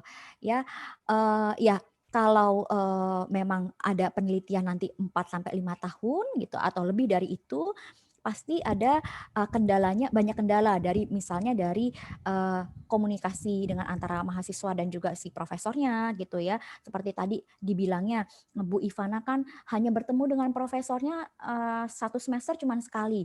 Nah, ini tergantung nih dari mahasiswa S3, kalau dia nggak mempersiapkan diri secara benar-benar ya makin molor aja kan, seperti itu. Ya. Atau kesulitan dalam variabel penelitian gitu ya, itu bisa saja gitu. Ada banyak faktor sih itu. Saya rasa seperti itu, mungkin apakah sudah menjawab sepenuhnya atau tidak? Saya takutnya melebar kemana-mana. Sudah ya. Baik, kami masih menunggu untuk para peserta untuk bisa mengajukan pertanyaan. Mumpung ini ada sumber yang terpercaya sekali nih ya, dari DAD-nya langsung datang sebagai yang mengeluarkan beasiswa juga untuk kuliah di Jerman. Silahkan bagi para Bapak Ibu dosen, para staf ataupun mahasiswa yang ingin mengajukan pertanyaan, mungkin ingin mengajukan pertanyaan langsung juga dipersilahkan. Nanti bisa meminta izin kepada kami PKHI, nanti bisa kami unmute dan bisa langsung mengajukan pertanyaan kepada Bu Olivia, ataupun juga kepada Bu Ivana, nanti bisa kami sampaikan pertanyaannya. Silahkan dituliskan saja di kolom chat. Pak Ryan, ada sedikit informasi nih Pak Ryan, kalau di sini mungkin ada mahasiswa S1 ataupun juga mahasiswa S2 gitu ya. Kita juga ada bukan beasiswa sih, tapi bantuan dana namanya study visit gitu ya. Jadi kunjungan singkat ke Jerman selama lebih kurang dari 7 hari sampai 12 hari yang dilakukan oleh sekelompok mahasiswa ya dalam satu grup yang didampingi oleh dosen pembimbing. ya. Satu grup itu terdiri dari 10 sampai maksimal 15 orang ya untuk melakukan kunjungan ke minimal sekali 2 perguruan tinggi yang ada di Jerman. Boleh nanti 2 perguruan tinggi plus 1 museum atau 1 institusi penelitian boleh atau apa seperti itu ya, bisa gitu. Kenapa saya ini bukan untuk meraih gelar ya, namanya juga kunjungan singkat saja. Supaya saya ingin membuka atau menggali ketertarikan teman-teman untuk ayo coba keluar dari Salatiga mungkin 2 tahun atau 3 tahun aja gitu ya. Memang sih saya waktu itu ke Salatiga enak ya kotanya ya, tenang gitu ya, nggak begitu hektik gitu. Tapi masa sih betah, ayo dong keluar bentar aja ya ke Jerman deh ya. 2 sampai 3 tahun tuh kayak Bu Ivana tuh gitu ya. Nah, untuk pemicunya sih saya pengen menggelitik nih hati teman-teman seni di sini Bapak, Ibu, ayo mungkin bisa ke Jerman dalam skemanya adalah study visit gitu ya. Nanti bisa kalau mau tanya-tanya ke email saya boleh. Sebenarnya ada rekan saya namanya Ibu Muji nanti akan saya arahkan seperti itu ya. Ya, keluar bentar aja dari Salatiga ya, nggak apa-apa kan gitu ya. Ke Jerman, nggak kemana-mana loh, nggak ke Jakarta deh, ke Jerman aja deh 2 sampai 3 tahun gitu. Nanti boleh balik lagi ke Salatiga. Bener kan ya ini di Salatiga ya Pak ya, ininya Ya, ya, betul, di betul ya, Bu. Ya. Nah, ya tapi kotanya kelihatannya tenang kok ya. betul. Tapi kelihatannya pesertanya juga dari berbagai universitas ini, Bu. Jadi Oh gitu ya. ya tidak hanya dari UKSU saja, ada beberapa universitas lainnya Oh yang juga oke. hadir dalam webinar kita di pagi hari ini. Uh, Mungkin saya ingin bertanya juga ini hal terkait kondisi pandemi COVID-19 yang terjadi saat ini. Mungkin kita juga perlu tahu apa batasan-batasan mungkin yang atau apa ya regulasi terbaru dari pemerintah Jerman terkait dikeluarkannya visa atau mungkin ada requirements tambahan mungkin dari kedutaan yang mungkin harus diketahui oleh para applicants yang ingin mengajukan visa ke Jerman. Begitu mungkin bisa dijawab? Iya, kalau untuk COVID kita memang masih menerima mahasiswa baru ya di setiap perguruan tinggi ya, kemudian juga program beasiswa DAAD juga masih tetap ditawarkan ya. Cuman memang ada perbedaan ya. Jadi beberapa perguruan tinggi ini menerapkan sistemnya adalah jadi belajar kuliah dari rumah ya, tetap dari online gitu ya. Jadi kalau ada penerima beasiswa DAD sudah keterima di universitasnya, tetapi dia belajarnya dari Indonesia untuk 1 semester gitu. Ini terkait dengan ya ke pandemi COVID ya. Jadi keputusan ini tidak diputuskan oleh tidak diambil secara sepihak oleh Kementerian Pendidikan dan Riset, tetapi bekerja sama dengan Kementerian Kesehatan. Kementerian Kesehatan di Jerman mengeluarkan rekomendasi kepada pemerintah Jerman dan pertahanan keamanan gitu ya, baru berkoordinasi dengan Kementerian Pendidikan dan juga Riset gitu ya. Di Jerman memang di Eropa juga sedang tinggi ya, bahkan di Jerman sekarang lockdown total gitu sampai mungkin akhir Januari kalau nggak salah gitu. Karena 2 hari yang lalu atau sehari yang lalu lebih dari 500 orang meninggal di Jerman gitu dalam 1 hari karena COVID ini. Ya terkait dengan studi memang tetap diterapkan online untuk semester ini ya, karena dihindari sekali kita kontak langsung gitu. Itu hampir sama sih dengan di Indonesia, cuman bedanya adalah mereka itu agak memiliki kesadaran yang lebih. Jadi memang sudah melockdown diri mereka masing-masing gitu. Kalau liburan ya sudah di rumah aja gitu, liburan di rumah. Kalau kita kan mungkin agak ngumpul gitu ya gitu. Tapi kita berharap ini pandemi cepat berlalu ya, supaya nih teman-teman di sini yang mungkin ada di Salatiga atau dan sekitarnya bisa mempersiapkan diri gitu, bisa ke Jerman. Terkait dengan visa, memang dibatasi ya, khusus visa yang visa studi saja yang dikeluarkan, artinya bagi pelamar visa yang sudah diterima di perguruan tinggi bisa untuk apply visa. Tapi kalau visa untuk belajar bahasa Jerman gitu ya, dan yang lainnya sayangnya belum bisa. Itu. Baik, terima kasih sekali untuk penjelasannya dan pencerahannya. Jadi para mahasiswa ataupun para pelamar untuk program S2 dan S3 yang sudah dinyatakan lulus, bisa mendapatkan beasiswa, bisa tetap mendapatkan visanya ini Ibu ya. Iya, Jadi iya sudah, betul. ya. Baik, kita langsung, ini sudah ada pertanyaan lagi Bu, dari Dali mungkin ya. Selamat pagi Bu, saya Dali dari Fakultas Ekonomika dan Bisnis UKSW. Mau bertanya apa saja yang menyebabkan beasiswa DAAD dicabut sehingga dapat menjadi perhatian bagi pendaftar beasiswa. Boleh dijawab Bu? Beasiswa DAAD dicabut maksudnya, saya justru baru dapat infonya dari siapa nih, Pak Dali ya? Atau mungkin ini maksudnya seperti apa? Bisa dikasih, mungkin Pak Dali bisa ngomong langsung atau gimana? Ya, boleh. Nggak apa-apa. Pak Atau, Dali, adakah? Ini saya sudah coba unmute, ask to unmute. Mungkin bisa ditanyakan langsung. Silakan. Iya Bu, terima kasih. Ya. Maksudnya apakah mungkin kalau misalnya kita jadi penerima beasiswa, kemudian ada alasan tertentu yang kemudian menyebabkan beasiswa tersebut dicabut gitu, yang jadi perhatian, ya, yang bisa buat kami itu berjaga-jaga jangan sampai seperti itu, apakah ada batasannya dan sebagainya. Iya. Oke. Ya, terima kasih Pak Dali untuk pertanyaannya. Dicabut beasiswa atau tidak tetap saja ada kemungkinan ya. Hal yang pertama adalah kalau Pak Dali juga menerima beasiswa dari pemberi beasiswa yang lain ya. Contoh beasiswanya dari LPDP ya, atau dari Kementerian Negara Bagian gitu, atau yang lain, itu pasti dicabut. Sebenarnya bukan langsung dicabut sih. Kita tanya dulu ke Pak Dali mau pilih beasiswa yang mana, DAAD atau beasiswa yang lain gitu. Kalau dari DAAD, kalau ada beasiswa yang lain, ya sudah kami cabut gitu. Pasti ada pemberitahuan seperti terlebih dahulu gitu ya. Iya dong Pak, kita juga nggak mau diduain ya Pak ya. Kita kan mau jadi prioritas nih gitu.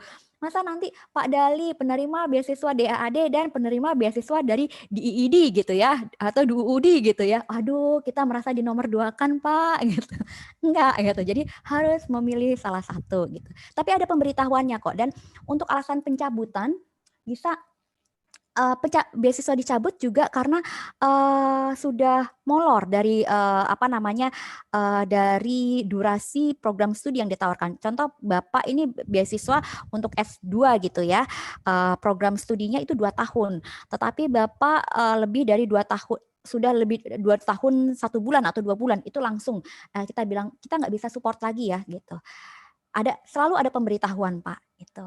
Dan kalau misalnya beasiswa S3, seperti yang tadi Ibu Ivana bilang, kita sebenarnya memberikan beasiswa secara full sampai dia selesai. Tetapi tetap saja ada evaluasi setiap tahunnya. Nah,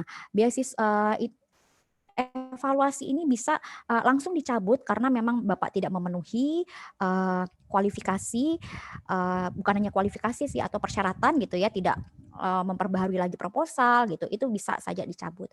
Atau ketahuan plagiat gitu dalam membuat karya tulis itu langsung dicabut ya. Segala bentuk kecurangan itu tidak bisa ditolerir, itu dicabut. Tetapi tetap ada pemberitahuan ya Pak, ada notifikasinya itu. Saya rasa mungkin sudah menjawab ya. Sudah cukup jelas. Ya, kita lanjut lagi Bu. Ini ada pertanyaan selanjutnya dari Mita. Selamat pagi Bu, saya Mita Widyasari dari Fakultas Bahasa dan Seni UKSW yang bertanya, apa saja syarat untuk bisa mengikuti studi visit yang Ibu sebutkan tadi? Oh ya. Iya. Oke, ya. Terima kasih nih Ibu Mita. Saya panggilnya Bapak Ibu ya semuanya di sini ya, karena nggak tahu nih apa namanya. Kalau teman-teman nanti merasa mungkin, aduh saya aja yang berbicara aja sudah agak tua. Wah, saya kan belum setua itu, mungkin kayak gitu kali ya. Nggak, saya dengan segala rasa hormat di sini saya panggil semua Bapak Ibu ya, gitu. Oke, dengan Ibu Mita ya. Ya, ini untuk mengikuti study visit pertama adalah jadi gini, ini kan dilakukan oleh sekelompok mahasiswa ya, jadi dari kelompoknya Ibu Mita sendiri ya. Kalau Ibu Mita di sini merupakan mahasiswa, entah mahasiswa itu S1 dan juga atau S2 gitu. Kumpulkan teman-teman dari Ibu Mita sendiri, kemudian juga harus didampingi oleh dosen pembimbing. Dan yang boleh mendaftarkan ke program study visit adalah dosen pembimbingnya gitu. Tetapi dalam perencanaan kegiatan harus dilakukan dari dosen pembimbing dan juga anak-anak mahasiswa itu sendiri. Jadi harus ada namanya diskusi di situ ya. Apa saja sih yang harus disubmit? Pertama adalah time itinerary. Kita bilang sederhananya bilang seperti itu. Jadi mau ke hari pertama sampai hari yang terakhir, mungkin jam pagi, siang, sore gitu ya, mau ke institusi atau perguruan tinggi apa, kemudian kunjungannya ya, kemudian bentuk kunjungannya itu seperti apa. Bisa bentuk kunjungannya kayak semacam FGD, diskusi, atau public lecture juga bisa, atau yang seperti apa gitu, atau mungkin studi banding gitu ya, atau seminar gitu ya, nanti bisa dikomunikasikan, didiskusikan dulu di kelompok ini dan juga dosen pembimbing, dan dikomunikasikan dengan institusi yang mau dikunjungi gitu. Jadi di EAD hanya menerima rencana kunjungan dan juga menerima semua berkas yang sudah confirm untuk institusi yang sudah dikunjungi gitu. Jadi kami membebaskan mau itu temanya apa gitu ya. Contohnya ini pernah masuk di koran Kompas dulu, harian Kompas ya, hari Minggu setengah halaman. Jadi ada salah satu universitas di Indonesia, bukan Universitas Indonesia ya, di Indonesia, mereka melakukan kunjungan studi visit dan dimuat di koran harian koran Kompas. Judulnya adalah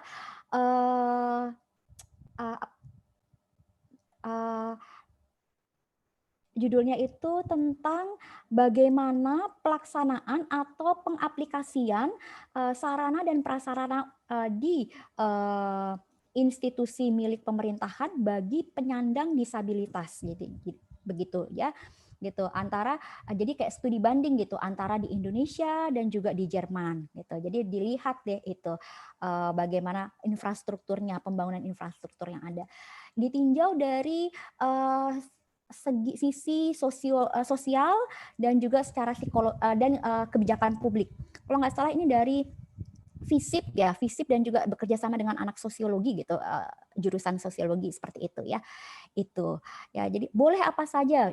Ada juga dari Universitas di Sumatera gitu ya, melakukan study visit gitu. Bidangnya adalah matematika gitu, mengunjungi 2 perguruan tinggi dan 1 institusi penelitian gitu, kayak tadi Max Planck gitu bisa gitu ya. Itu. Jadi seperti itu. Nanti Ibu Mita bisa menghubungi sebentar, Ibu Muji Rahayu ya. Saya tuliskan di kolom chat di sini. Boleh nanti juga kirim ke saya juga nggak apa-apa. Tapi Ibu Muji Rahayu ini sebagai koordinatornya. Ya.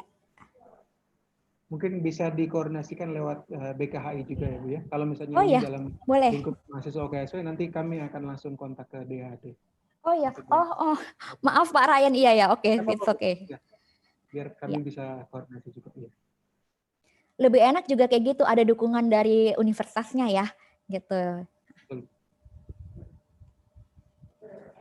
Baik, kita akan lanjut lagi Bu. Ini masih ada pertanyaan.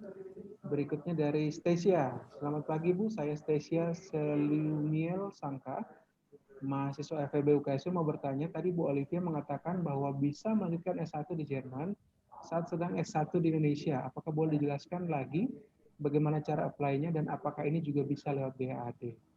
Mohon bantu penjelasannya Bu. Iya, jadi memang kalau untuk lewat DAAD dalam hal ini skema beasiswa DAAD, sayangnya DAAD tidak memberikan beasiswa untuk jenjang S1 ya, karena biaya perkuliahan di masing-masing, di hampir semua perguruan tinggi itu disupport oleh negara bagian. Tetapi kami memberikan beasiswa S2, S3 dan juga postdoc. Nah, kalau misalnya di sini Stasia ingin melanjutkan studi S1-nya gitu ya, bisa ke Jerman tanpa pre-university lagi atau yang namanya student college. Bila sudah berkuliah di sini minimal 2 tahun atau 4 semester. Nah, perlu diperhatikan juga, jadi bidang SMA dari Stasia, kemudian juga bidang atau jurusan dari S1 yang dilakukan di Indonesia, dan studi lanjutan S1 yang akan dilakukan di Jerman itu harus linier. Jadi tidak bisa pindah jalur gitu. Kalau saya menyarankan, kalau mungkin kan ada nih dari mungkin dari teknik atau dari IPA ingin ke IPS ya, ingin manajemen atau seperti itu gitu ya. Ya, kalau program S2 di Jerman dia itu ada yang bersifat terbuka, ada yang bersifat tertutup. Artinya terbuka bisa dari jurusan mana saja boleh mendaftar, kalau tertutup ya dia hanya linear aja satu jurusan itu aja. Dan kebanyakan memang yang agak tertutup gitu. Jadi kalau saya sarankan selesaikan dulu, kalau misalnya mau pindah jalur ya, selesaikan dulu S1-nya di Indonesia, kemudian mungkin bisa bekerja setelahnya ya, kemudian bisa mendaftar program S2 di Jerman gitu. Hal ini juga bisa membuktikan nih pada universitas di Jerman bahwa saya dengan walaupun tidak sama jurusan S1 saya dengan jurusan S2, tetapi ada keterkaitan dengan bidang kerja saya gitu yang sudah saya lakukan di Indonesia itu. Ya. Baik, terima kasih Ya. untuk penjelasannya Bu Olivia. Kita masih menantikan apabila masih ada pertanyaan, kami masih bisa menerima 1 atau 2 pertanyaan lagi sebelum kita closing sesi di pagi hari ini. Wah, luar biasa sekali, tampaknya banyak yang tertarik ini ya untuk melakukan studi di Jerman. Dan bagi yang ingin menanyakan langsung bisa raise hand juga, ada reactions, nanti bisa raise hand, nanti kami akan bantu untuk mengaktifkan mic-nya supaya bisa mengajukan pertanyaan langsung ke Bu Olivia. Atau mungkin ada mungkin closing statement mungkin dari Bu Olivia sebelum terima kasih. ya. Atau mungkin Pak Ryan begini, di sini ada juga Bapak, Ibu, dan juga teman-teman semua agak malu-malu gitu ya, mau nanya gitu. Mungkin merasa pertanyaannya terlalu sederhana gitu ya, nggak ada yang sederhana sih gitu. Setiap silakan bertanya aja. Kalau misalnya malu-malu pada forum ini, DAAD itu membuka online consultation. Jadi konsultasi secara online, durasinya setengah jam, kita bisa langsung bertatap muka seperti ini ya, dari mulai hari Senin sampai hari Jumat. Tapi tergantung juga ya untuk jurusannya. Kalau misalnya dari S1 mau S1 di Jerman Senin sampai Kamis. Kalau misalnya mau S2 itu nanti ada jadwalnya gitu. Bisa nanti mengunjungi website kita di www.dad.id. Ya, nanti di sana pada halaman pertama akan ada arahan untuk ke online consultation. Mungkin bisa di-share di kolom chat ya Bu, mohon Iya. dibantu ya supaya teman-teman ataupun para peserta dapat mengunjungi dan melakukan online consultation.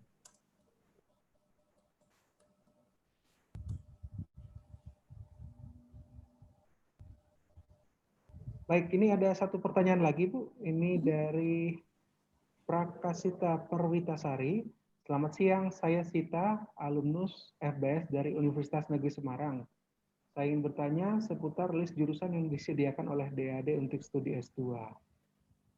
Mohon pencerahannya. Oke. Ya, kita ada menawarkan bidang ekonomi, kemudian bidang teknik, kesehatan, dan juga bidang sosial. Sosial termasuk juga hukum juga ada.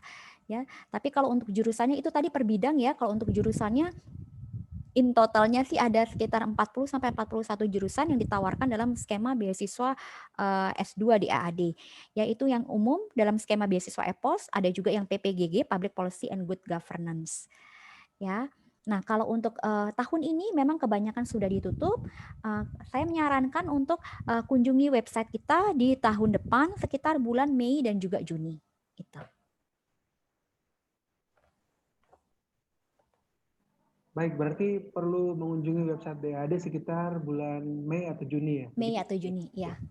Untuk informasi untuk pembukaan di tahun 2022 berarti ya Bu? Atau 2021 itu? 2021. 2021 berangkatnya 2022. 2022. Oke. Iya. Mulai studinya 2022 ya Bu ya? Iya. Berarti sebaiknya yang mengajukan nanti sudah yudisium ya, mungkin sudah dulu baru langsung mengajukan untuk studi lanjut. Betul. Ya. Ya. Baik, kita masih menantikan. Apabila masih ada satu pertanyaan terakhir, silakan. Tidak perlu malu-malu, tidak perlu ragu. Atau bisa juga langsung tadi, seperti kata Bu Olivia, bisa konsultasi online langsung di websitenya DAAD, www.daad.id. Ini Betul, website yang ya. berbahasa Indonesia ya. Jangan sampai Anda berangkat ke www.daad.de. Iya. Nanti bahasanya bisa bahasa Jerman. Ya, baik. Apakah masih ada pertanyaan? Baik, sepertinya sudah tidak ada. Apakah masih ada yang ingin disampaikan mungkin kata-kata Kayaknya dari... ada lagi nih Pak Ryan, ini yang dari Prakasita tadi ya. Sorry. Oh iya ya, betul. Oh ya. Ada Tentang batasan usia. apakah adakah batasan usia penerima beasiswa S2 di AD? Tidak ada, jawabannya tidak ada, tetapi ada batasan usia ijazah ya, baik untuk S2 ataupun S3, usia antara batas tahun kelulusan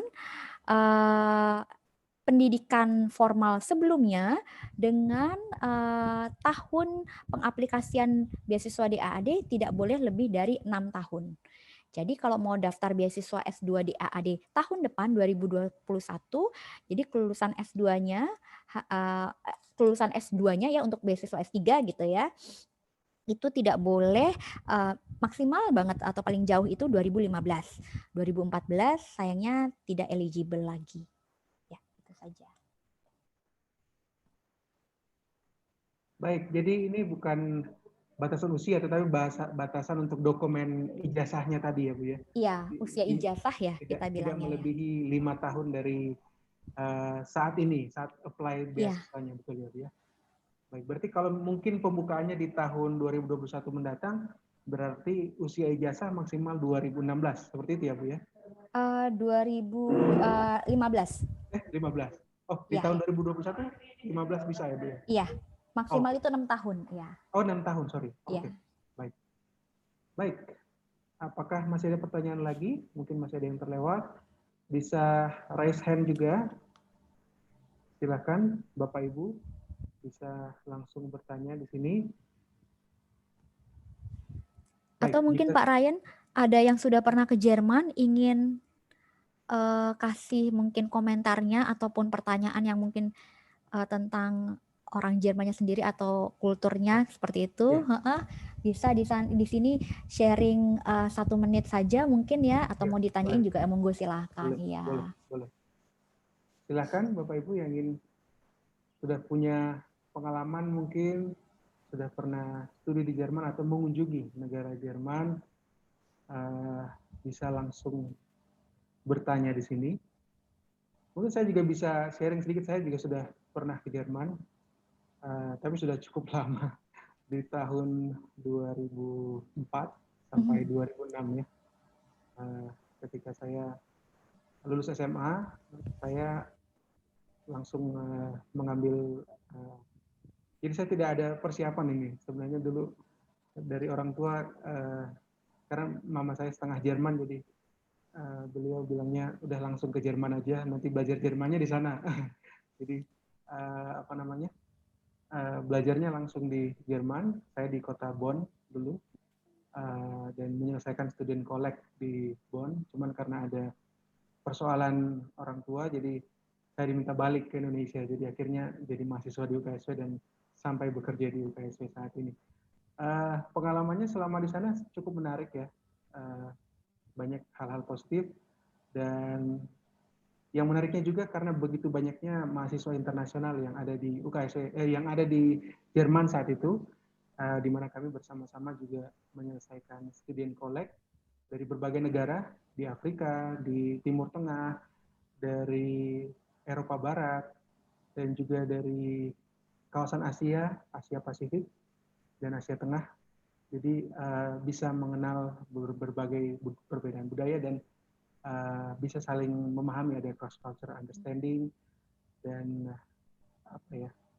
kita menjadi lebih terbuka pikirannya ya. Jadi mungkin itu salah satu poin penting ketika mengikuti studi di luar negeri, pemikiran kita bisa jadi lebih terbuka terhadap hal-hal baru, kita bisa menjadi lebih reseptif, bisa menerima perbedaan dan saling bertoleransi, saling bertenggang rasa.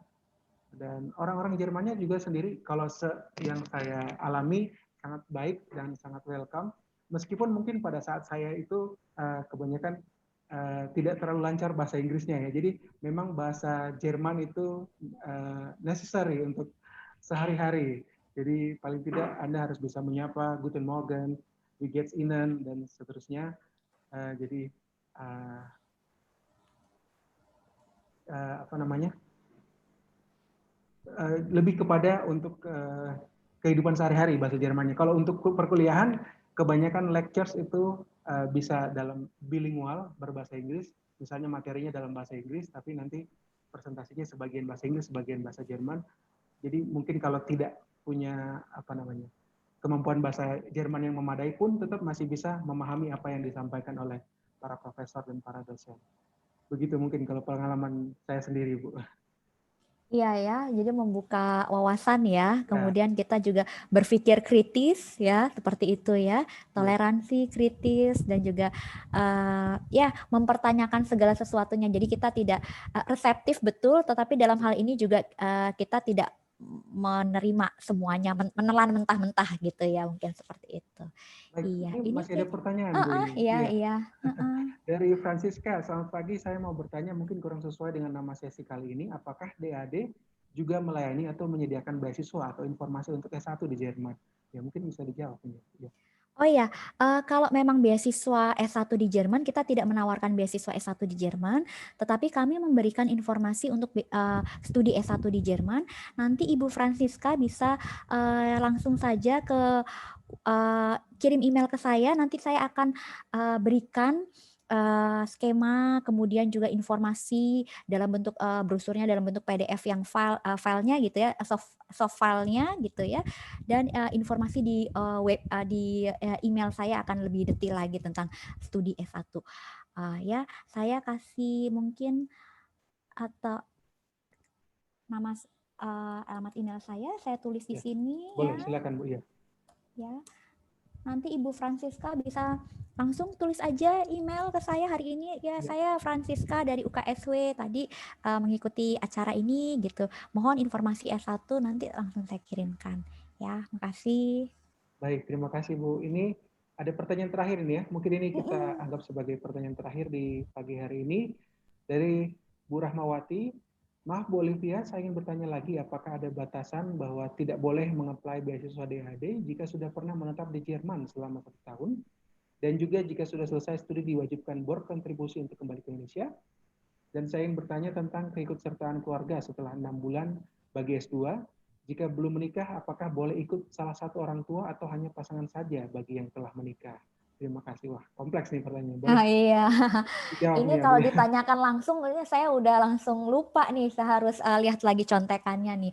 Oke, saya terima kasih untuk pertanyaannya. Saya jawab satu persatu ya, Bu Rahma ya. Apakah ada batasan bahwa tidak boleh mengapply beasiswa di DAAD jika sudah pernah menetap di Jerman selama 1 tahun? Oke, betul, tetapi jika sudah pernah menetap di Jerman selama 1 tahun belakangan, gitu. Jadi kalau misalnya Bu Rahmawati pernah menetap di Jerman 1 tahun, tapi itu dilakukan 10 tahun yang lalu ataupun zaman masih kecil gitu ya, nggak ada masalah sih gitu. Lahir di Jerman pun juga nggak ada masalah gitu ya. Tapi ini 1 tahun belakangan memang ada aturan seperti itu, betul ya. Kemudian yang kedua, dan juga jika sudah selesai studi diwajibkan berkontribusi untuk kembali ke Indonesia. Kita mengharapkan seperti itu. Walaupun pada kenyataannya tidak ada, nanti Ibu tidak ada menandatangani satu kertas yang dibilang bahwa setelah selesai studi dengan bantuan DAAD harus pulang lagi ke Indonesia. Hari itu juga atau enggak dalam saat itu juga atau 1 bulan lagi gitu ya. Enggak ada yang seperti itu. Kalau Ibu bisa mendapatkan pekerjaan atau bisa mendapatkan beasiswa lagi di Jerman ya untuk studi lanjutan, tidak hanya dari DAAD tapi dari juga negara bagian ataupun institusi pemberi beasiswa yang lain, monggo silahkan, nggak apa-apa ya. Kemudian pertanyaan yang ketiga, dan saya ingin bertanya tentang keikutsertaan keluarga setelah 6 bulan bagi S2. Jika belum menikah, apakah boleh ikut salah satu orang tua atau pasangan saja yang telah menikah? Ya, nah kalau untuk keluarga ini maksudnya keluarga inti.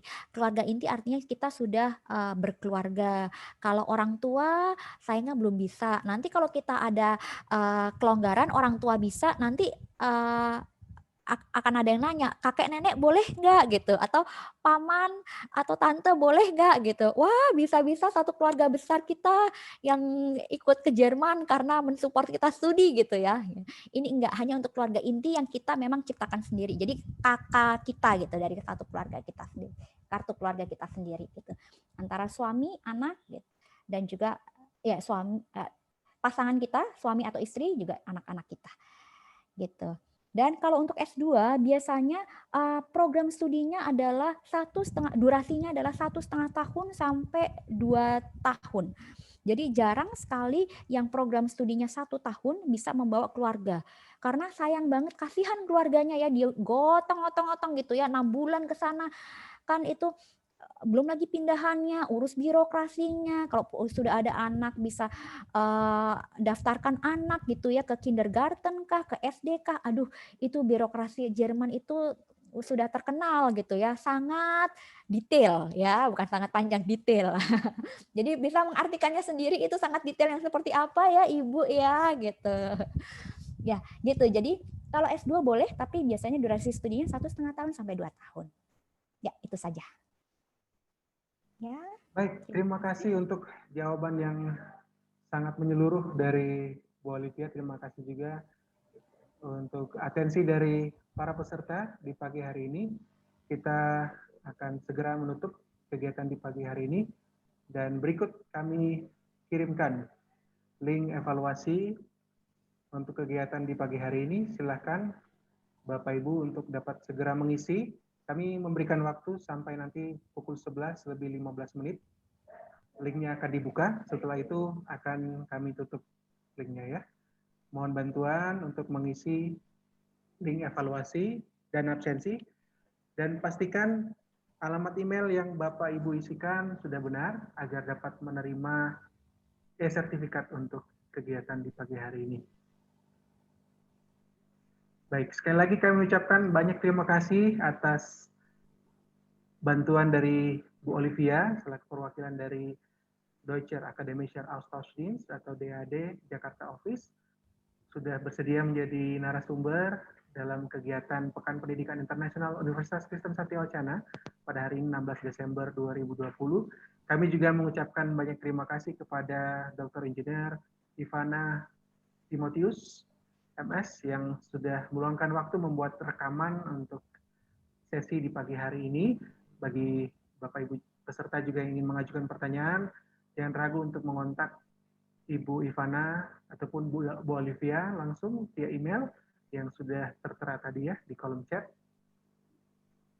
Dan kami nantikan partisipasi dari Bapak Ibu peserta Pekan Pendidikan Internasional UKSW di sesi kita yang selanjutnya yang akan diadakan nanti hari ini juga tanggal 16 Desember 2020 jam 2 siang pukul 14. Link Zoom-nya sudah kami share ke seluruh peserta yang berisi link Zoom dari semua kegiatan Pekan Pendidikan Internasional UKSW. Mohon dilihat link yang nomor 4 untuk bisa bergabung di sesi nanti siang.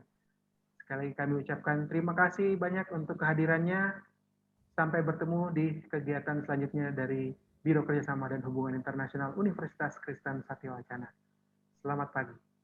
Terima kasih. Terima kasih. Auf Wiedersehen. Auf Wiedersehen.